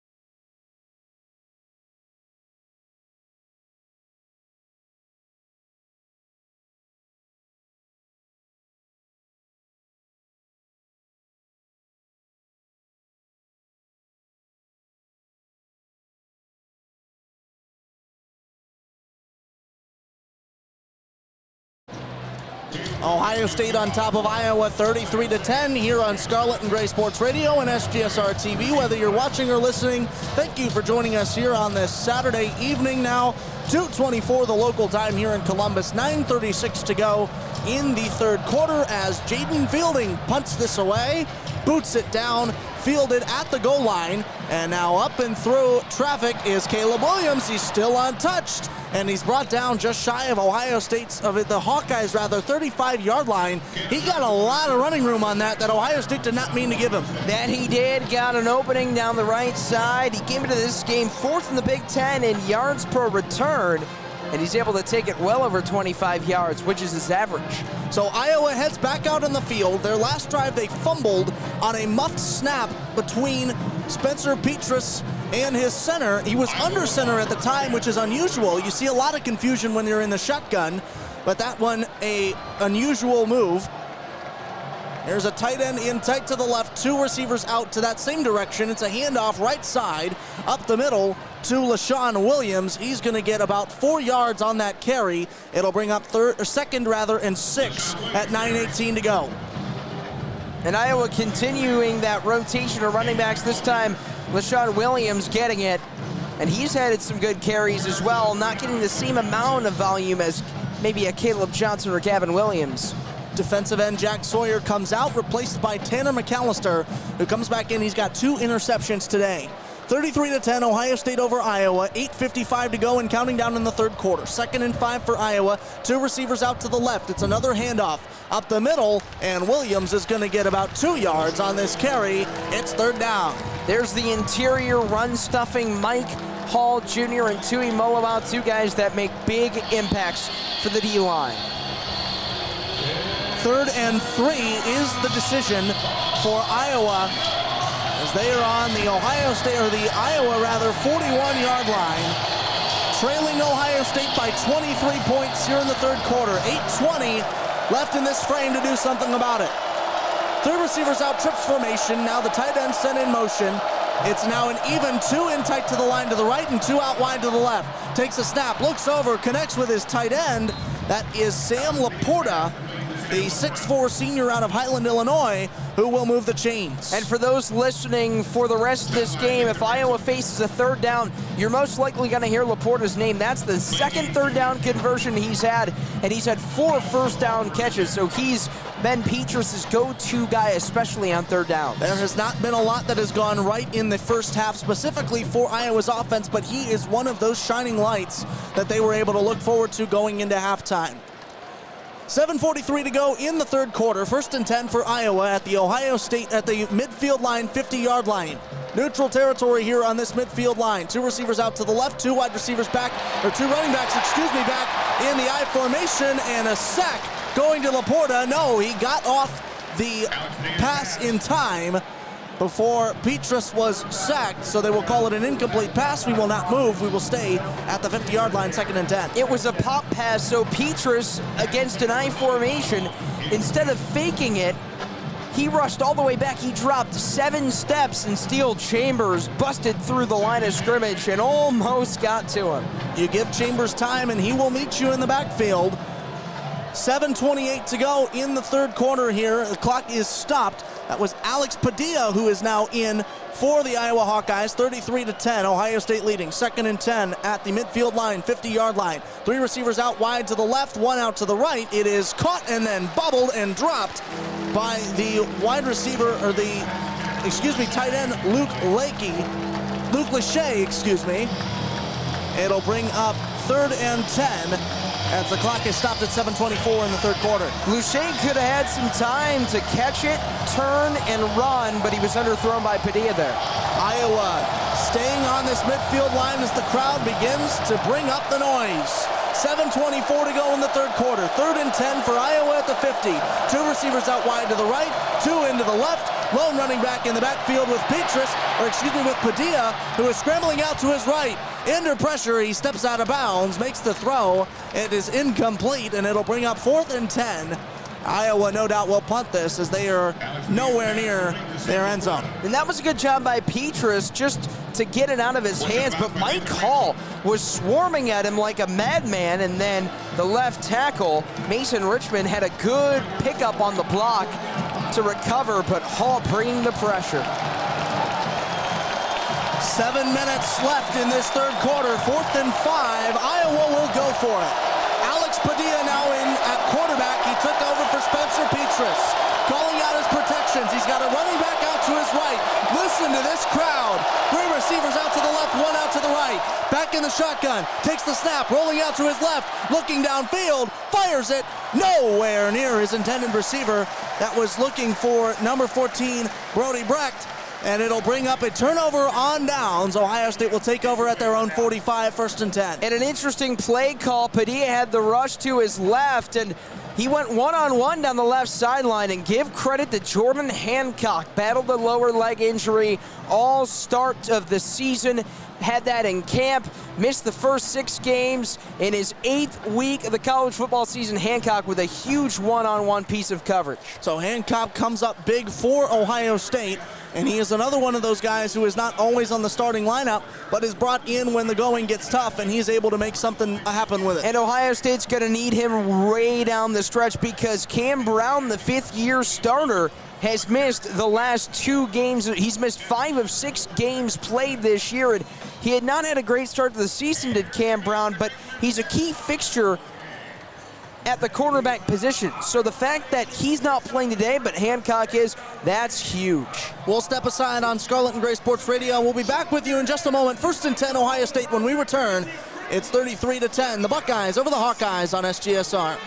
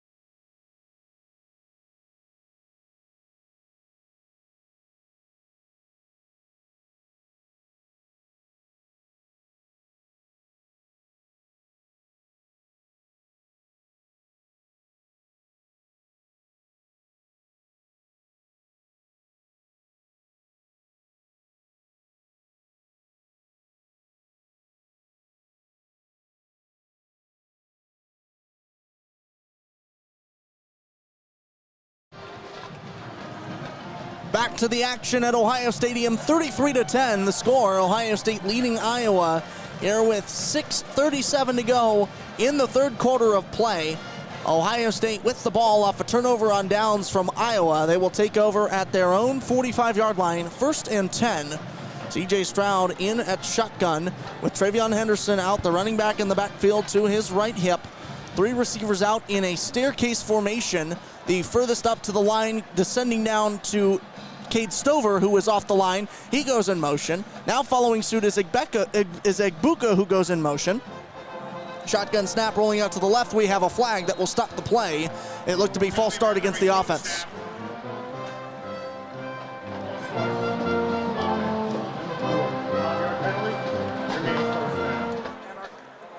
And our crowd mic would have picked up that call better, except Tabiddle has moved into the seats, and instead you got a tuba right in your face. There you go. Fell in a ring of fire there. Nothing wrong with a bit of Johnny Cash here in the third quarter, or any quarter for that matter. 33-10, Ohio State over Iowa. 1st and 15 rather, with 6:37 to go in the third quarter. Ohio State on their own 40. Shotgun snap for C.J. Stroud, who looks over to one of his 2 receivers out to the right. It was Marvin Harrison Jr. who gets caught and wrapped up for a gain of about 2 yard lines before he's brought out of bounds on that right sideline. Kayvon Merriweather worked off a block, fought it off. Good job by Marvin Harrison to get some yards after the catch, but Merriweather fought off the block from Egbuka. 6:15, clock continuing to roll now here in the third quarter. Ball on the 41-yard line. They'll call it a gain of 1. It's second and 14 for Ohio State. Everybody in tight minus Marvin Harrison. The ball is on the left hash. Harrison is all the way out to the numbers on the left side. And now Egbuka motions over to join him. Taking a look over to his right, wide open. Egbuka across the 35-yard line. Now down to the 30. A big chunk of yardage for Ohio State. A gain of 40 and more. There's the big play that Ohio State has been wanting all game long, and they got it with Egbuka way down the field to the 30. First and 10 for Ohio State. Clock rolling at 5:37. First and 10 for Ohio State. 2 receivers out to the left. It's Harrison and Egbuka. 2 more options out to the right as Stroud takes a shotgun snap, fires across the middle. What a catch from Harrison! Extended his arms and pulled it in. It'll be a first down and more for Ohio State. They're in the red zone. A leaping grab by Marvin Harrison Jr. making his way, cutting to the right sideline, and somehow he had no protection, had no shoulder pad to pin it, just the way he was leaping, and he still kept his bottom right arm under the ball. Big play from Marvin Harrison. He's now lined up to the right at the numbers. Ohio State with the ball on the right hash. C.J. Stroud in shotgun. He's got TreVeyon Henderson out to his right hip. 3 more receivers out, including Emeka Egbuka to his left. He targets Egbuka to the end zone. Touchdown! That's not fair, Emeka! Buckeyes add to their lead, 39-10. A precision drive for C.J. Stroud. Now with his second touchdown pass in 2 consecutive drives, and Egbuka going one-on-one in single-man coverage with an over-the-shoulder catch, tight-roping the back left corner of the end zone. You can't put that any better for C.J. Stroud, and you can't make a better catch if you're Emeka Egbuka. Noah Ruggles on to add the PAT. He takes a minute as the officials have yet to put down the ball, and there they go. And it turns out the delay was to review the call, and it is confirmed Ohio State will keep the touchdown. It is 39-10, pending this PAT try from Noah Ruggles. 4:43 here in the third quarter. Ruggles back at the 11-yard line, kicks it up and splits the uprights to add on 1 more for Ohio State. The lead is now 30 for the Buckeyes here at home against the Iowa Hawkeyes, 40-10 here in the third quarter. 4:43 to go in this frame as we step aside on Scarlet and Gray Sports Radio and SGSR TV. We'll be back with you in just a moment.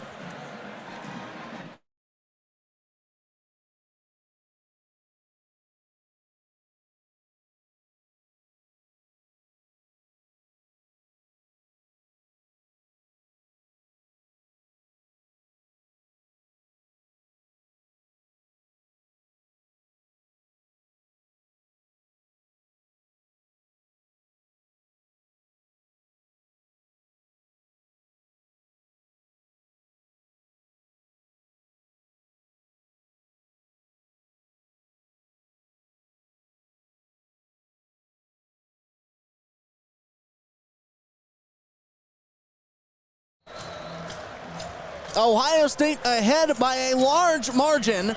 30 points separate the Buckeyes and the Hawkeyes here with 4:43 to go in the third quarter. Thank you so much for listening and watching on Scarlet and Gray Sports Radio and SGSR TV. Fielding boots this down across the 10, back into the end zone, going left to right, and Iowa will take over at their own 20-yard line.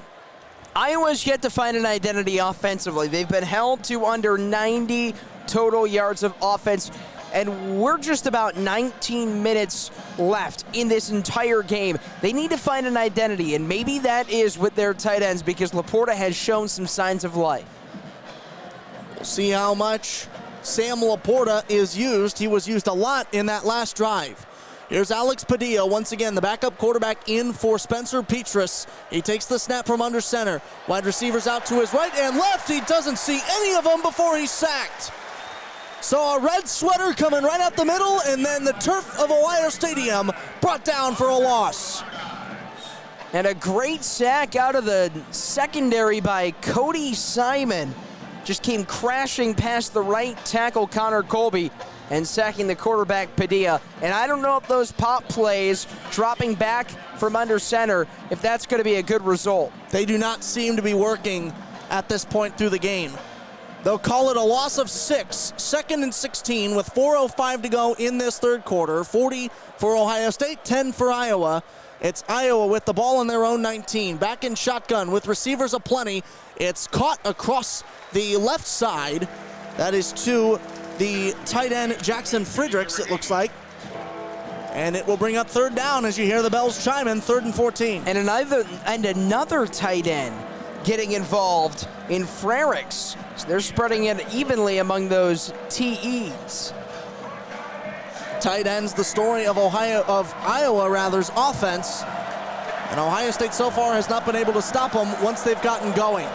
2 receivers out wide to the right, 2 in closer to the line to the left for Alex Padilla. He's got a running back on his right hip in the shotgun now. His heels are on the 15-yard line, and as the crowd brings in the noise, he can't hear the snap, and we will get a penalty against Iowa. They'll back it up even further. And on 3rd and 14 already, it was going to be a long third down conversion. Now you're backed up way inside that 20-yard line to the 16. Expect maybe Ohio State to try and drop back in coverage, maybe see if they can get a takeaway here, looking for their 5th today. Iowa breaks their huddle. They take the ball at the 16-yard line for a 3rd and 19 here with 3:03 to go in the third quarter. 4-man rush for Ohio State. 3 receivers out wide to the right for Padilla. It's a delayed handoff up the middle. He's got room across the 25, 30. Now to the 45, it's fumble. Ohio State had great position for it, but it rolls out of bounds. Nobody in Scarlet and Gray could get their hand on it, and that is a lost opportunity for Ohio State. Well, if you're going to run the ball on 3rd and 19, you're going to run a halfback draw. Delayed handoff, almost a 2-step drop back for the quarterback. Gave it off there to Williams, and then he would just ran it right down that left side, and it was a beautiful run by Johnson. It was poked free by Eichenberg, and then him and Jean-Baptiste just nearly kept it in.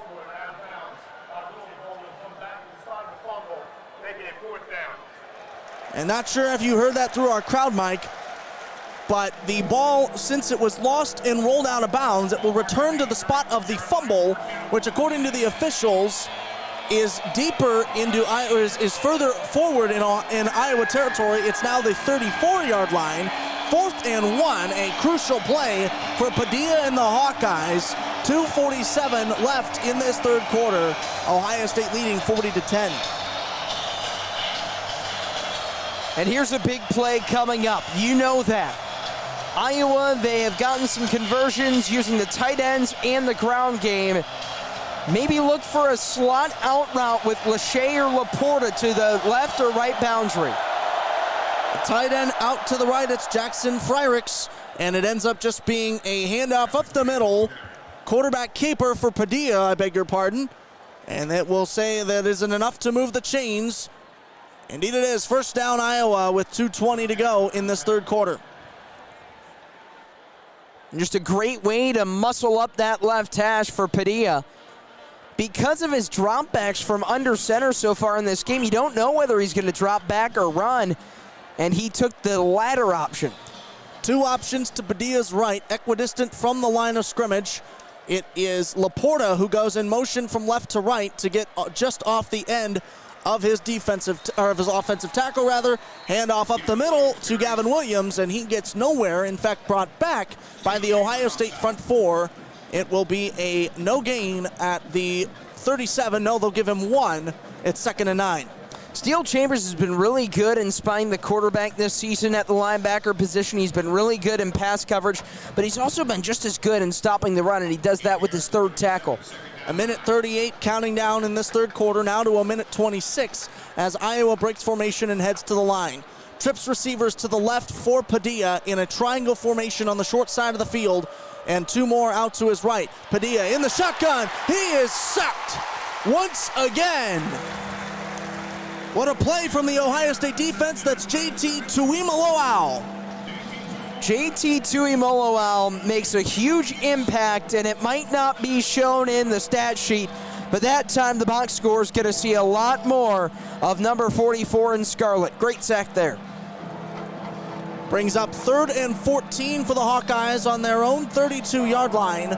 Here with 45 seconds to go in the third quarter. Ohio State 40, Iowa 10. Padilla has 2 options out to his left, 2 more out to his right, and a running back on his right hip.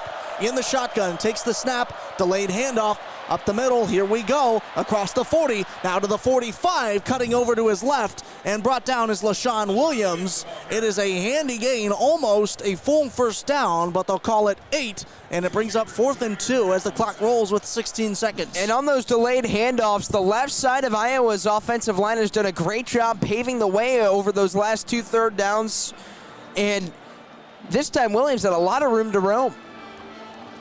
3, 2, 1, and that is a third quarter here at Ohio Stadium. A big third quarter for Ohio State as they extend their lead. The Buckeyes ahead by 30, 40-10, as we enter the final frame of play here at Ohio Stadium. 4th and 2 for the Hawkeyes when we come back on Scarlet and Gray Sports Radio and SGSR TV.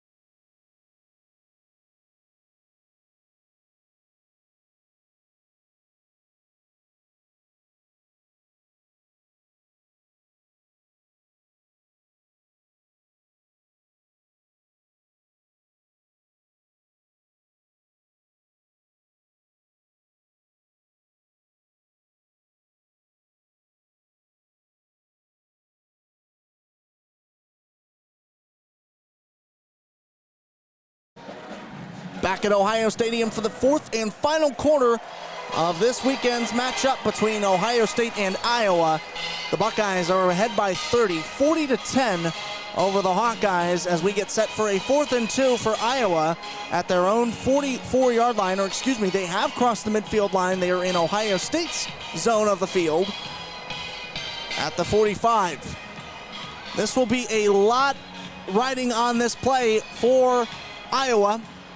They either miss this conversion and they go down even further on the momentum battle, or they get this and start to come back. They're already 1 for 1 on this drive on 4th down, but that was on 4th and inches when they were able to just sneak it up with Padilla. Now you're about 2 yards out, and Ohio State expecting that run. So now do you look to pass? Do you look to run? Well, both options have proven much better improved on this drive for Iowa.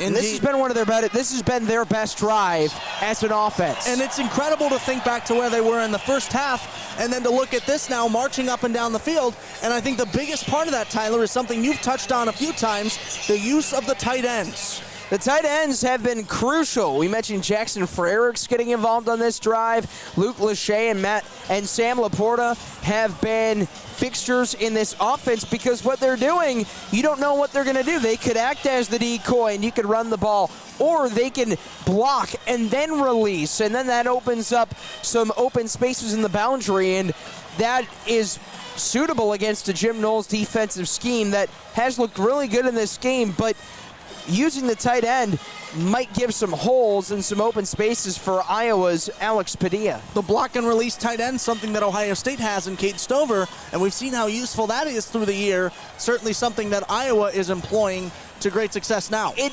adds an extra layer for a defense to study because that's one more person or one more position group that you have to prepare for.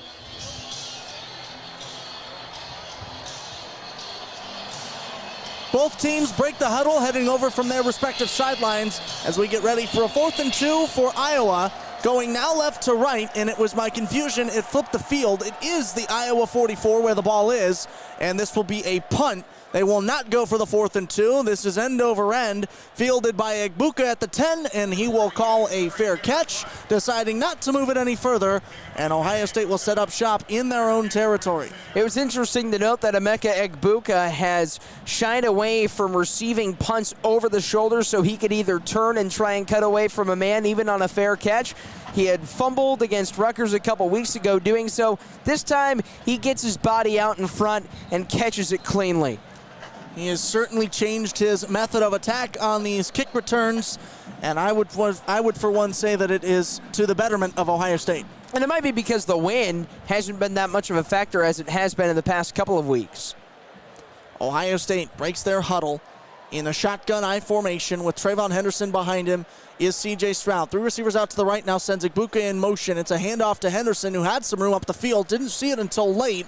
He gets across the 15-yard line to the 16, and then he is brought down. It is a gain of almost 10. We'll see where they mark it. And it indeed is a first down, or no, it's 2nd and 4. The chains weren't moving, but it looked like they were lined up weird. 2 receivers out to the left for Stroud, who hands it off once again to TreVeyon Henderson out around the left side across the 20 and into the 23-yard line. That will move the sticks. It'll bring up first down with 14:15 to go in this game. You're up by 30. Running the ball is going to be the recipe for Ohio State's offense. They've been spreading the ball around a lot more in the air, but now this is where you can go back to the ground. 2 receivers out to the left for C.J. Stroud. He has TreVeyon Henderson on his left hip and one more option out to his right. It appears to be Julian Fleming, who had a massive grab momentum-wise in the first half. Stover goes out now as the tight end just off the line of scrimmage to Stroud's right. It's a fake handoff, play action pass. Stroud looking deep. He's got Fleming open, beats the receiver. He's got no one in front of him. Touchdown, Julian Fleming. Whoa! Stroud sold the fake. He looked to his left on that big post route down the field. Fleming was going one-on-one with Cooper DeJean, gained a little bit of separation around the 40-yard line of Iowa, and then Stroud plants it right on to Fleming at the 30. That's now the 6th touchdown grab in 5 games on the season for Fleming. Julian Fleming, boy, have you been missed, is no doubt the thought running through these Ohio State faithful as Noah Ruggles gets ready to put on the PAT. It is 46-10, Ohio State pending this extra point. Snap is back, hold is good, and so is the kick up through the bars. And it will bring this lead now to 37 for the Buckeyes. And there's the C.J. Stroud deep ball that we've been waiting for, and then, of course, we, college football faithful, in just that beautifully spiraled ball down that left side, and Fleming able to catch it in stride. That's the key, him getting it in his stride instead of being it underthrown or overthrown. Stroud, just like the last 2 touchdowns he had thrown to Harrison and Egbuka, this time he does the same thing. 3 perfectly placed balls onto his receivers. Ohio State fans have been waiting for it, college football has been waiting for it, and even NFL scouts may be waiting for it, as he will no doubt make it to the NFL sooner rather than later. C.J. Stroud putting on a heck of a career at Ohio State as a redshirt sophomore. And that was a great route ran by Julian Fleming because he beat Cooper DeJean, who is one of the best defensive backs in the country. DeJean this year, he's 11th in the country in interceptions, so it's dangerous if Fleming can't come up with that catch or if there's a little less separation on that route, because DeJean can make you pay. 104,808 fans were in attendance at the start of this, and now a lot of them filing towards the exits as Ohio State holds a 37-point lead over the Iowa Hawkeyes. Here still with 13:26 to go in the final frame of this contest. Once again, Tyler, just as we've had every game of this season, Ohio State's attendance numbers in 6 digits. And compared to last year, that's a big improvement. A lot more upper 80s and 90s last year. All 100,000s, at least through the first 8 weeks of the season. And there could be some considerations for that. Of course, COVID, more of a threat back then than it was now. But you remember right, 79,000 people, I believe, was the lowest at one game. If I'm remembering right, that was Akron. And it was just a shock to be in here for that game with almost nobody, respectively, for what this arena usually brings in, nobody in the stadium. And that was also Tulsa and Akron back-to-back, both upper 70s, early 80,000. So just shows you how far we've came. And then also, too, it tells you that there's a lot of buzz around Ohio State football and in that regard as well. But also, it's a great matchup in Iowa and Ohio State. There was an article published in The Athletic earlier coming up into this week. Like, this is a solid rivalry. Even though the two haven't played since 2017, these two teams have gone at it over the last 3-4 decades. And of course, remember back to that time, the world did not yet know the name C.J. Stroud as it does now. He was coming off that shaky performance at Minnesota to open up that game on a Thursday, which I still find surprising even to this day, so many years later, or 1 year later. But so maybe another thing that draws butts in seats is the C.J. Stroud spectacle. And not just C.J. Stroud, but the aerial attack as well, because the big play, like what we just saw in that previous drive, the Fleming, that's what can definitely draw in crowds. 47-10, Ohio State leading Iowa here with 13:26 to go in the fourth quarter. Jaden Fielding, I beg your pardon, getting ready to boot this away, lined up at the 35-yard line on the tee, and now off it in the air, sailing end over end to the goal line where it is fielded, and this will be returned out to the 20. Still loose, 25-30, and out of bounds at about the 31-yard line is where Iowa will set up with 13:20 to go. Caleb Johnson continues his stretch of elusive kick returns, and he was able to just find a gaping hole on that right sideline and get across the 25. And that could be something that Ohio State looks at before they go on the road to Penn State, is special teams coverage, because there have been a few times where they have left a hole on the left or right side, and a returner has been able to exploit it through this game. Two receivers out to the left make it 3 as a man goes over in tight off the line for Alex Padilla, in for Spencer Petras, who started this game for Iowa. One more wide receiver out to the right. It is Laporta. He's rushed and sacked once again. Padilla brought down by the Ohio State defense. And this is getting ugly for Padilla. He's been hit a lot. Jerron Cage snuffs him out, middle of the line. It was a quarterback draw, so Padilla gets a drop back. He steps back 3 times, then he runs right up the middle, and Cage was able to stop him around the waist. Jerron Cage making the play, grabbing another sack to put to his name. It's now 2nd and 11. They'll call it a loss of 1 with 12:47 to go in this fourth quarter. The ball on the Iowa 30-yard line as the Hawkeyes look to cut into this 37-point deficit. 2 receivers out to the left, 1 to the right. It's a handoff to Caleb Williams, who goes over to the left, cuts back to the middle, and finds no room in either direction. He is brought down for a gain of nothing. He gets back to the original line of scrimmage. It's 3rd and 11 with 12:23 counting down. Other than a couple of those big third down runs on the previous drive, Caleb, Iowa just hasn't been able to generate a lot of space, especially on the ground, and Johnson didn't have a lot to go there.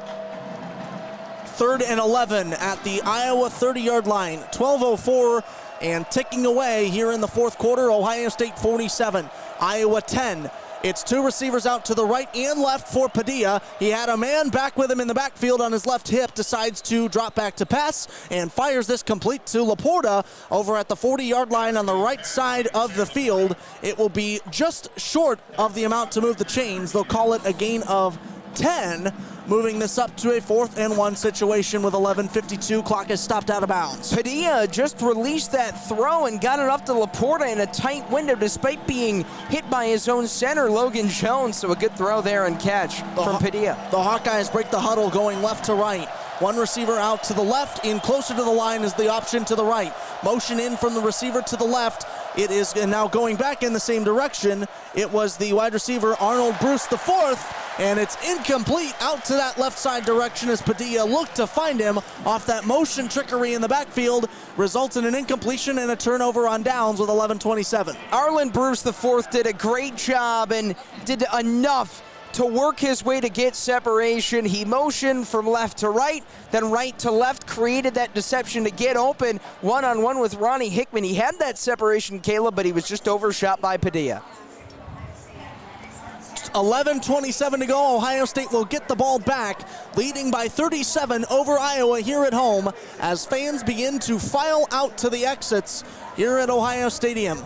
We'll step aside here for just a moment on SGSR and SGSR TV. Don't go anywhere. You're listening and watching Ohio State football on Scarlet and Gray Sports Radio, the official student radio home of Ohio State Athletics.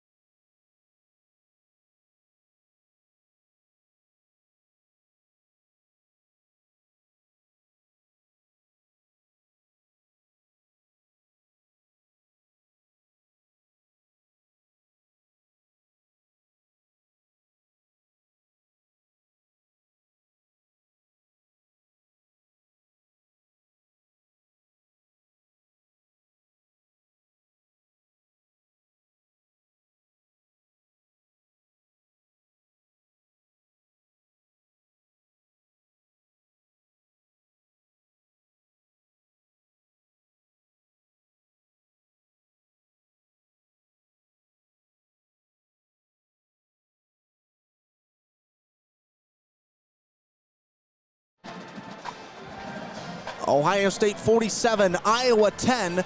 That's where we are here through the last 11:27 to go in this fourth quarter. The Buckeyes getting ready to take over after an Iowa turnover on downs. They'll set up at the Hawkeye 40-yard line, 1st and 10.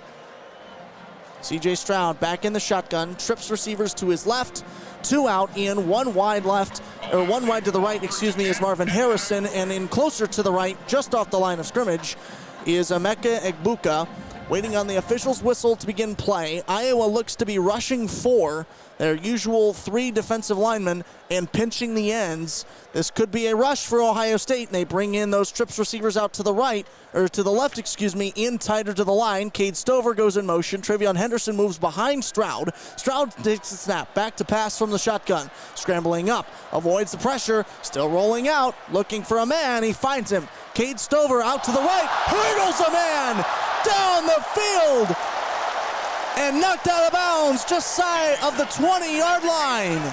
C.J. Stroud turned nothing into something. He just went in circles in the backfield, finally found a man in Cade Stover, made the catch. Instead of trying to use his body and stiff arm a man, he hurdles the nearest DB on that far sideline and then takes it an extra 10 yards. And Ohio State may have a new athlete for the track team come spring season with that hurdle from Cade Stover. Two options out to the left for Stroud. Now a man in motion is Mitch Rossi. He goes out to make it 3. Snap is back, and thrown over to his left is Marvin Harrison, who gets to about the 10-yard line, knocked out just shy of that at the 11, and he will be knocked out of bounds. No, they'll say just inbounds. Clock is running at 10:32, 2nd and 1. Short screen to the left side, but enough to get some chuck yards for 9 yards. Good blocking there, too. Ohio State 47, Iowa 10 here on Scarlet and Gray Sports Radio. 2nd and 1 at the Hawkeye 11 for the Buckeyes. 10:18 and counting down in the fourth quarter. Stroud takes the snap, looked to pitch it to his lone back in the backfield. It was Henderson. He's under pressure, gets away from it, throws it, tipped and incomplete. A dangerous-looking tipped ball there, courtesy of the Hawkeyes defensive back Cooper DeJean.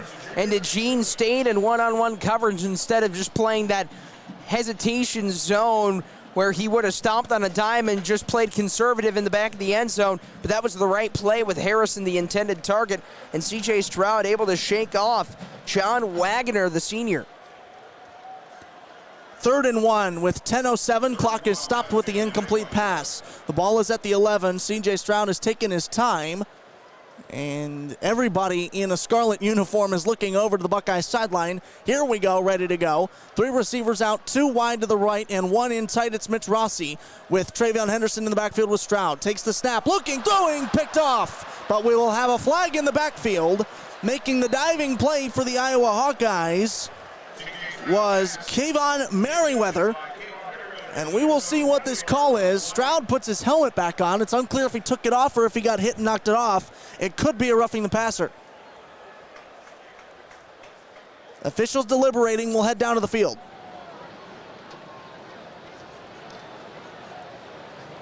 Stroud pleading his case. You can tell he wants this roughing the passer. There's 2 fouls on the play. Holding, offense, number 74. Personal foul, face mask, defense, number 91. Those fouls all set. 3rd down. So we will repeat 3rd down, 3rd and 1 with 10:01 to go in the game at the 11-yard line of Iowa. Ohio State in the red zone, and we will have a substitution here as Marvin Harrison checks out. G. Scott Jr. checks in at the tight end spot. He's on the left side, lined up right next to the defensive tackle, Paris Johnson, or the offensive tackle, Paris Johnson. Stroud under center with TreVeyon Henderson in an I formation to his rear. 2 receivers out to the right. It's a quarterback keeper for C.J. Stroud. And the jury is still out on the first down. Did he get it? Did he not? Drum roll, please. We might need the marching band for that. You know what? I think we could make that arrangement. He definitely got cut down behind the line, did Stroud, but did the extra effort make it enough? And they say he did not, so with 9:32 and a running clock, it's 4th and 1. Stroud will try this again. Same exact formation to the letter. Stroud still under center, except now he hands it off to TreVeyon Henderson, who gets more than enough on a 5-yard gain to move the chains. 1st and goal for Ohio State. Iowa packs the line. They're thinking back-to-back quarterback sneaks, so what do? An outside run to your running back, TreVeyon Henderson, to move the chains. Clock continues to roll now, 1st and 10 with 9:10 ticking down in the fourth quarter. The ball on the Iowa 9-yard line. 47-10, Ohio State leading Iowa by 37 as the Buckeyes break their huddle. C.J. Stroud in shotgun now moves up under center to Whippler. 2 receivers out tight to the line to the left. Also out there is Emeka Egbuka, who's motioned in closer to the line. C.J. Stroud back to pass. He doesn't see anything. He's back and drops deep and tosses it just into the direction of Emeka Egbuka. It'll be incomplete, bringing up 2nd and 10. We continue to see C.J. Stroud's patience, but Iowa collapsing both ends. And Mitch Rossi had the block on the left side of the line on the wing, released, but maybe just not in time for Stroud to see him. 8:43, clock is stopped. 2nd and 10 for Ohio State.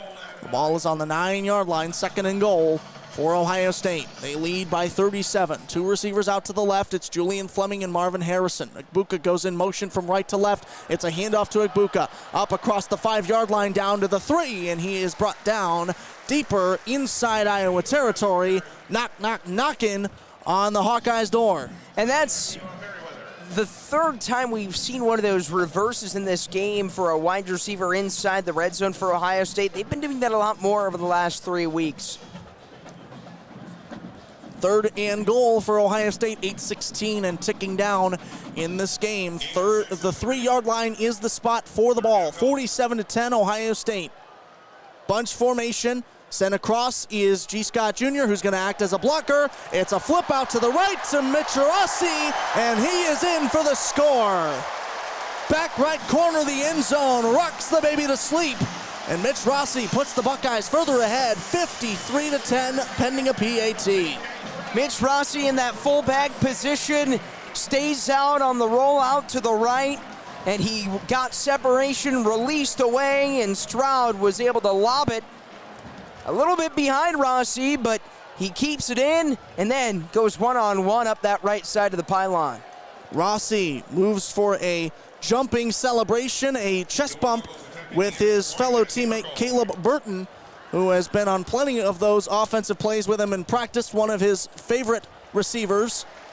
And the PAT is good. 54-10, Ohio State adds to their lead over Iowa here with 7:59 to go in the game. It looks even more like a win is assured, and you can tell that by all the Scarlet leaving the stadium. We can see the student section in the south end zone to our right. A lot of gray benches being opened, especially at that top half, and then the same can be said about the north end zone, to our left. Fans believing this is a assured thing, even though there are 8 minutes left on the clock. And we will take a break here. 54-10, Ohio State leading Iowa by 44 here on Scarlet and Gray Sports Radio, the official student radio home of Ohio State Athletics.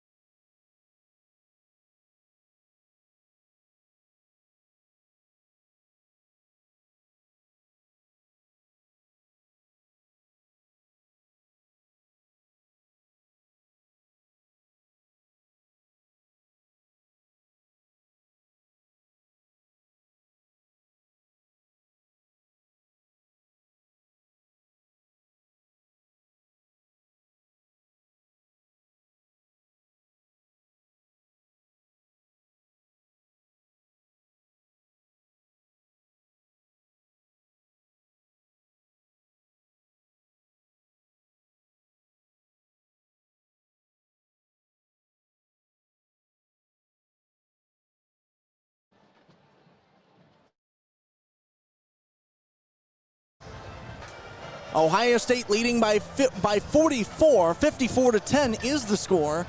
Here with 7:59 to go in the fourth quarter.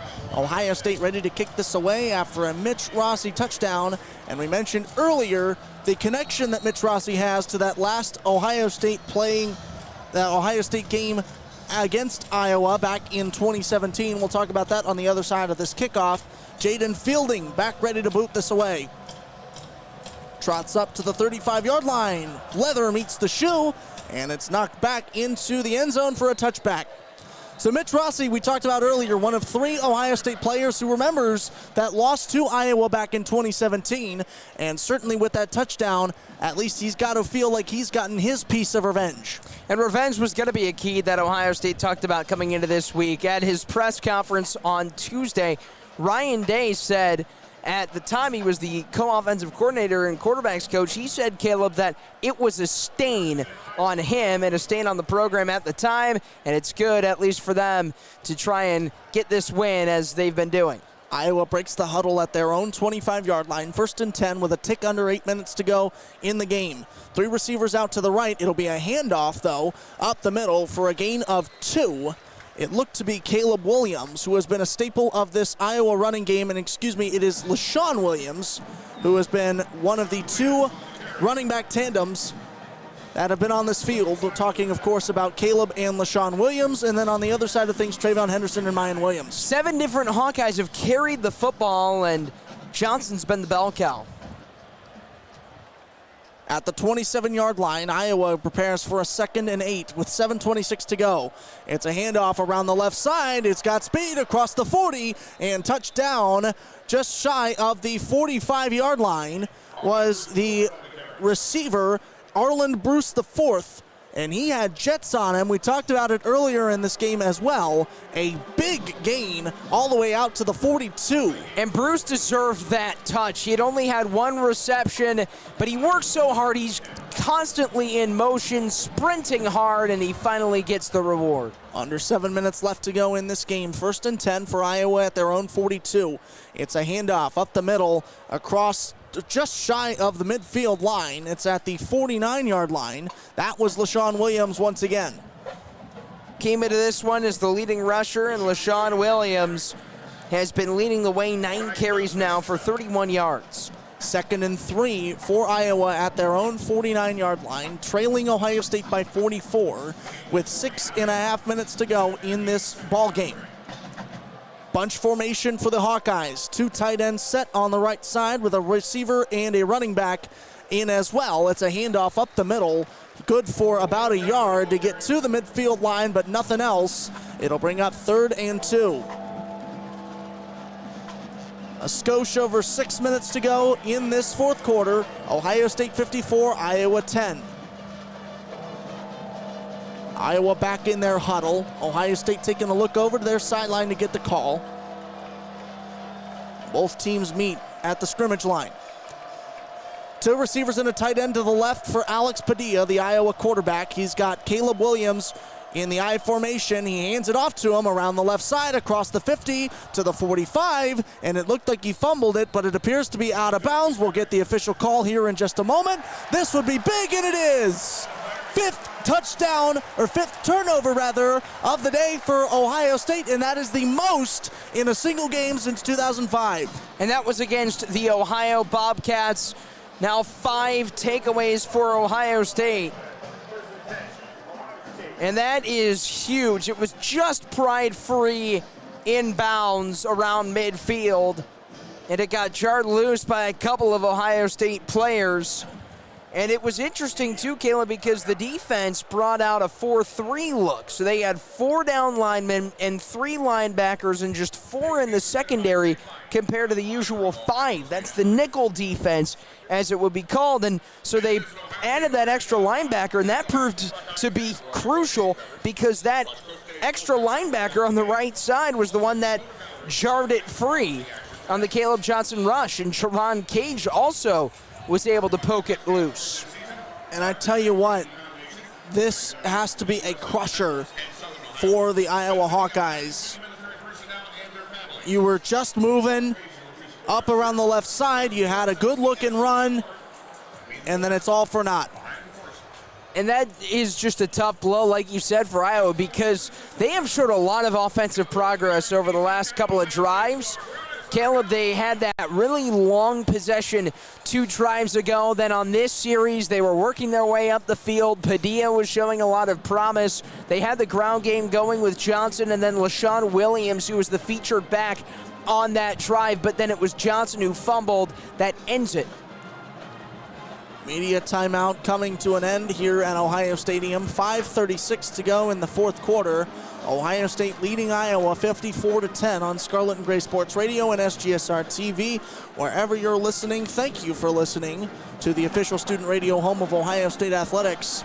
And Iowa right now, they need something big. It might not be a comeback left in the cards for the Hawkeyes, but at least to get out of this building on a good note. And you have a running clock, and Ohio State has the football, Caleb, so you know Ohio State's going to chew as much as they can. But then Iowa, when they do get the ball back, they need that big play. They've been held to 2.7 yards per play, and for Ohio State, just 5.9 as well, which is uncharacteristic because they lead the nation with over 8 yards per play from scrimmage. But nonetheless, Iowa, they need some type of huge gain. And you got to wonder from whom it will come. Will it be over the air to Laporta, who has been a big option, that tight end? Will it be on the ground to Caleb Johnson, who has been starting to peak up here in the last few plays? Where will that come? That's a question for the Ohio State defense, but instead it's the offense on the field right now with 1st and 10 and 5:36 to go in the fourth quarter, led by Kyle McCord, the backup quarterback for Ohio State. CJ Stroud's day is officially done. We'll get you the final stats on him here at the other side of this play. Trips receivers out to the left for Kyle McCord. And over the loudspeaker, they say that the last play was looked at and confirmed as a fumble recovered by Ohio State. So that's something good to know. File that away for later. 3 receivers out, a man in motion coming across left to right. It's a handoff up the middle to Dallin Hayden, who gets about 2 yards on the carry. That man in motion was the wide receiver Caleb Brown, his first action of the day. So we're seeing a lot of the second and third teamers, including backup quarterback Kyle McCord, but we're going to see a lot more of Dallin Hayden. He had 14 carries for 70 yards late in the game 2 weeks ago against Sparty. The second unit is officially on the field for Ohio State as they lead by 54-10, with 5:06 to go in the fourth quarter. 2nd and 9 now from the Ohio State 45 for Kyle McCord. Man goes in motion. It's Caleb Brown over to the left, from the right to the left. It's a handoff to Dallin Hayden. No, it's a fake.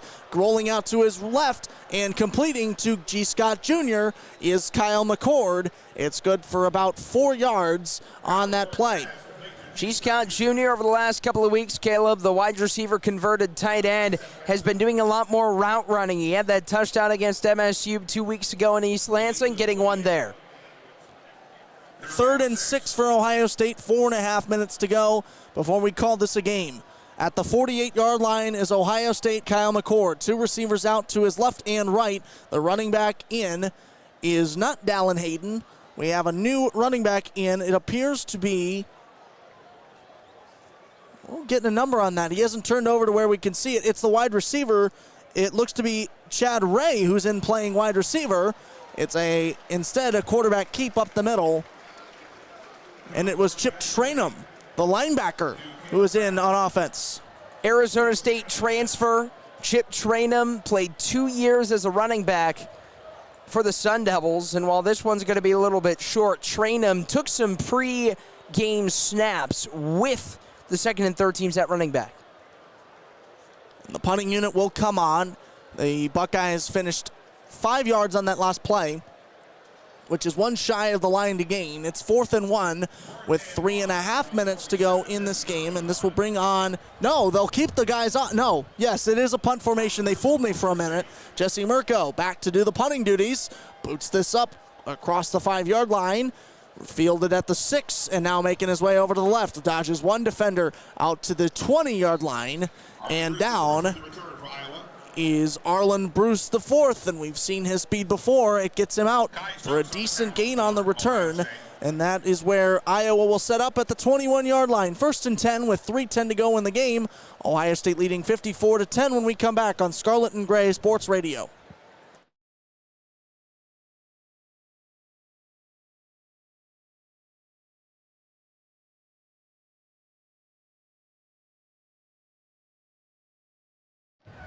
And we're back. Did you miss us? Quick break here on Scarlet and Gray Sports Radio. 3:10 to go in the fourth quarter. Iowa with the ball on their own 21. Man in motion coming across from right to left for Alex Padilla. He hands off to his running back across the Big Ten logo at the 25-yard line and brought down. That is the running back, Gavin Williams, who gains about 4 yards on the run. It should bring up 2nd and 6. And Williams, instead of staying running right, he cuts direction, switches fields, and then he goes to the left. And with the pressure that Ohio State's brought, Iowa running backs have had to be shifty today. Clock counting down, now at 2:54 as the Hawkeyes take the line. It's a handoff from Padilla in the backfield to Gavin Williams, who has nowhere to go. The Scarlet jerseys of the Ohio State defense all over him. It's going to be a loss of a couple, bringing up 3rd and 9, a loss of 3. And a good run stuff there by Jerron Cage up front. 2:30 to go in the fourth quarter. 3rd and 9 for Iowa as they break the huddle. Quarterback Alex Padilla in the shotgun. He's got Gavin Williams on his right hip. 2 receivers out to the left, 1 receiver and 1 tight end, and 2 receivers out deep to the right. Rolling over to his right, looking in the direction to a falling down receiver. It is complete with a running clock inbounds just shy of the 30-yard line. That was the receiver, Brody Brecht. Brody Brecht got tripped up by his own cleats, fell down on the white painted numbers on the right side of the 28, and then he was down. Padilla's throw was low, and if it weren't, then it could have been picked off or it could have been incomplete, but in fact, it was right place, right time for Brecht. This is brand new turf at Ohio Stadium. It was first seen on September 3rd, and already we have a turf monster invading the field. That's the second time the turf monsters came out to play. Here's a punt from Reese Stockdale, is back to receive. This is Taylor, who will boot this away on a 4th and 3 that Iowa will not go for. And this will be down just inside the 35-yard line of Ohio State. It's where the Buckeyes will set up for the final minute 21 of this contest between the Buckeyes and the Hawkeyes. Ohio State leading by 44 on Scarlet and Gray Sports Radio.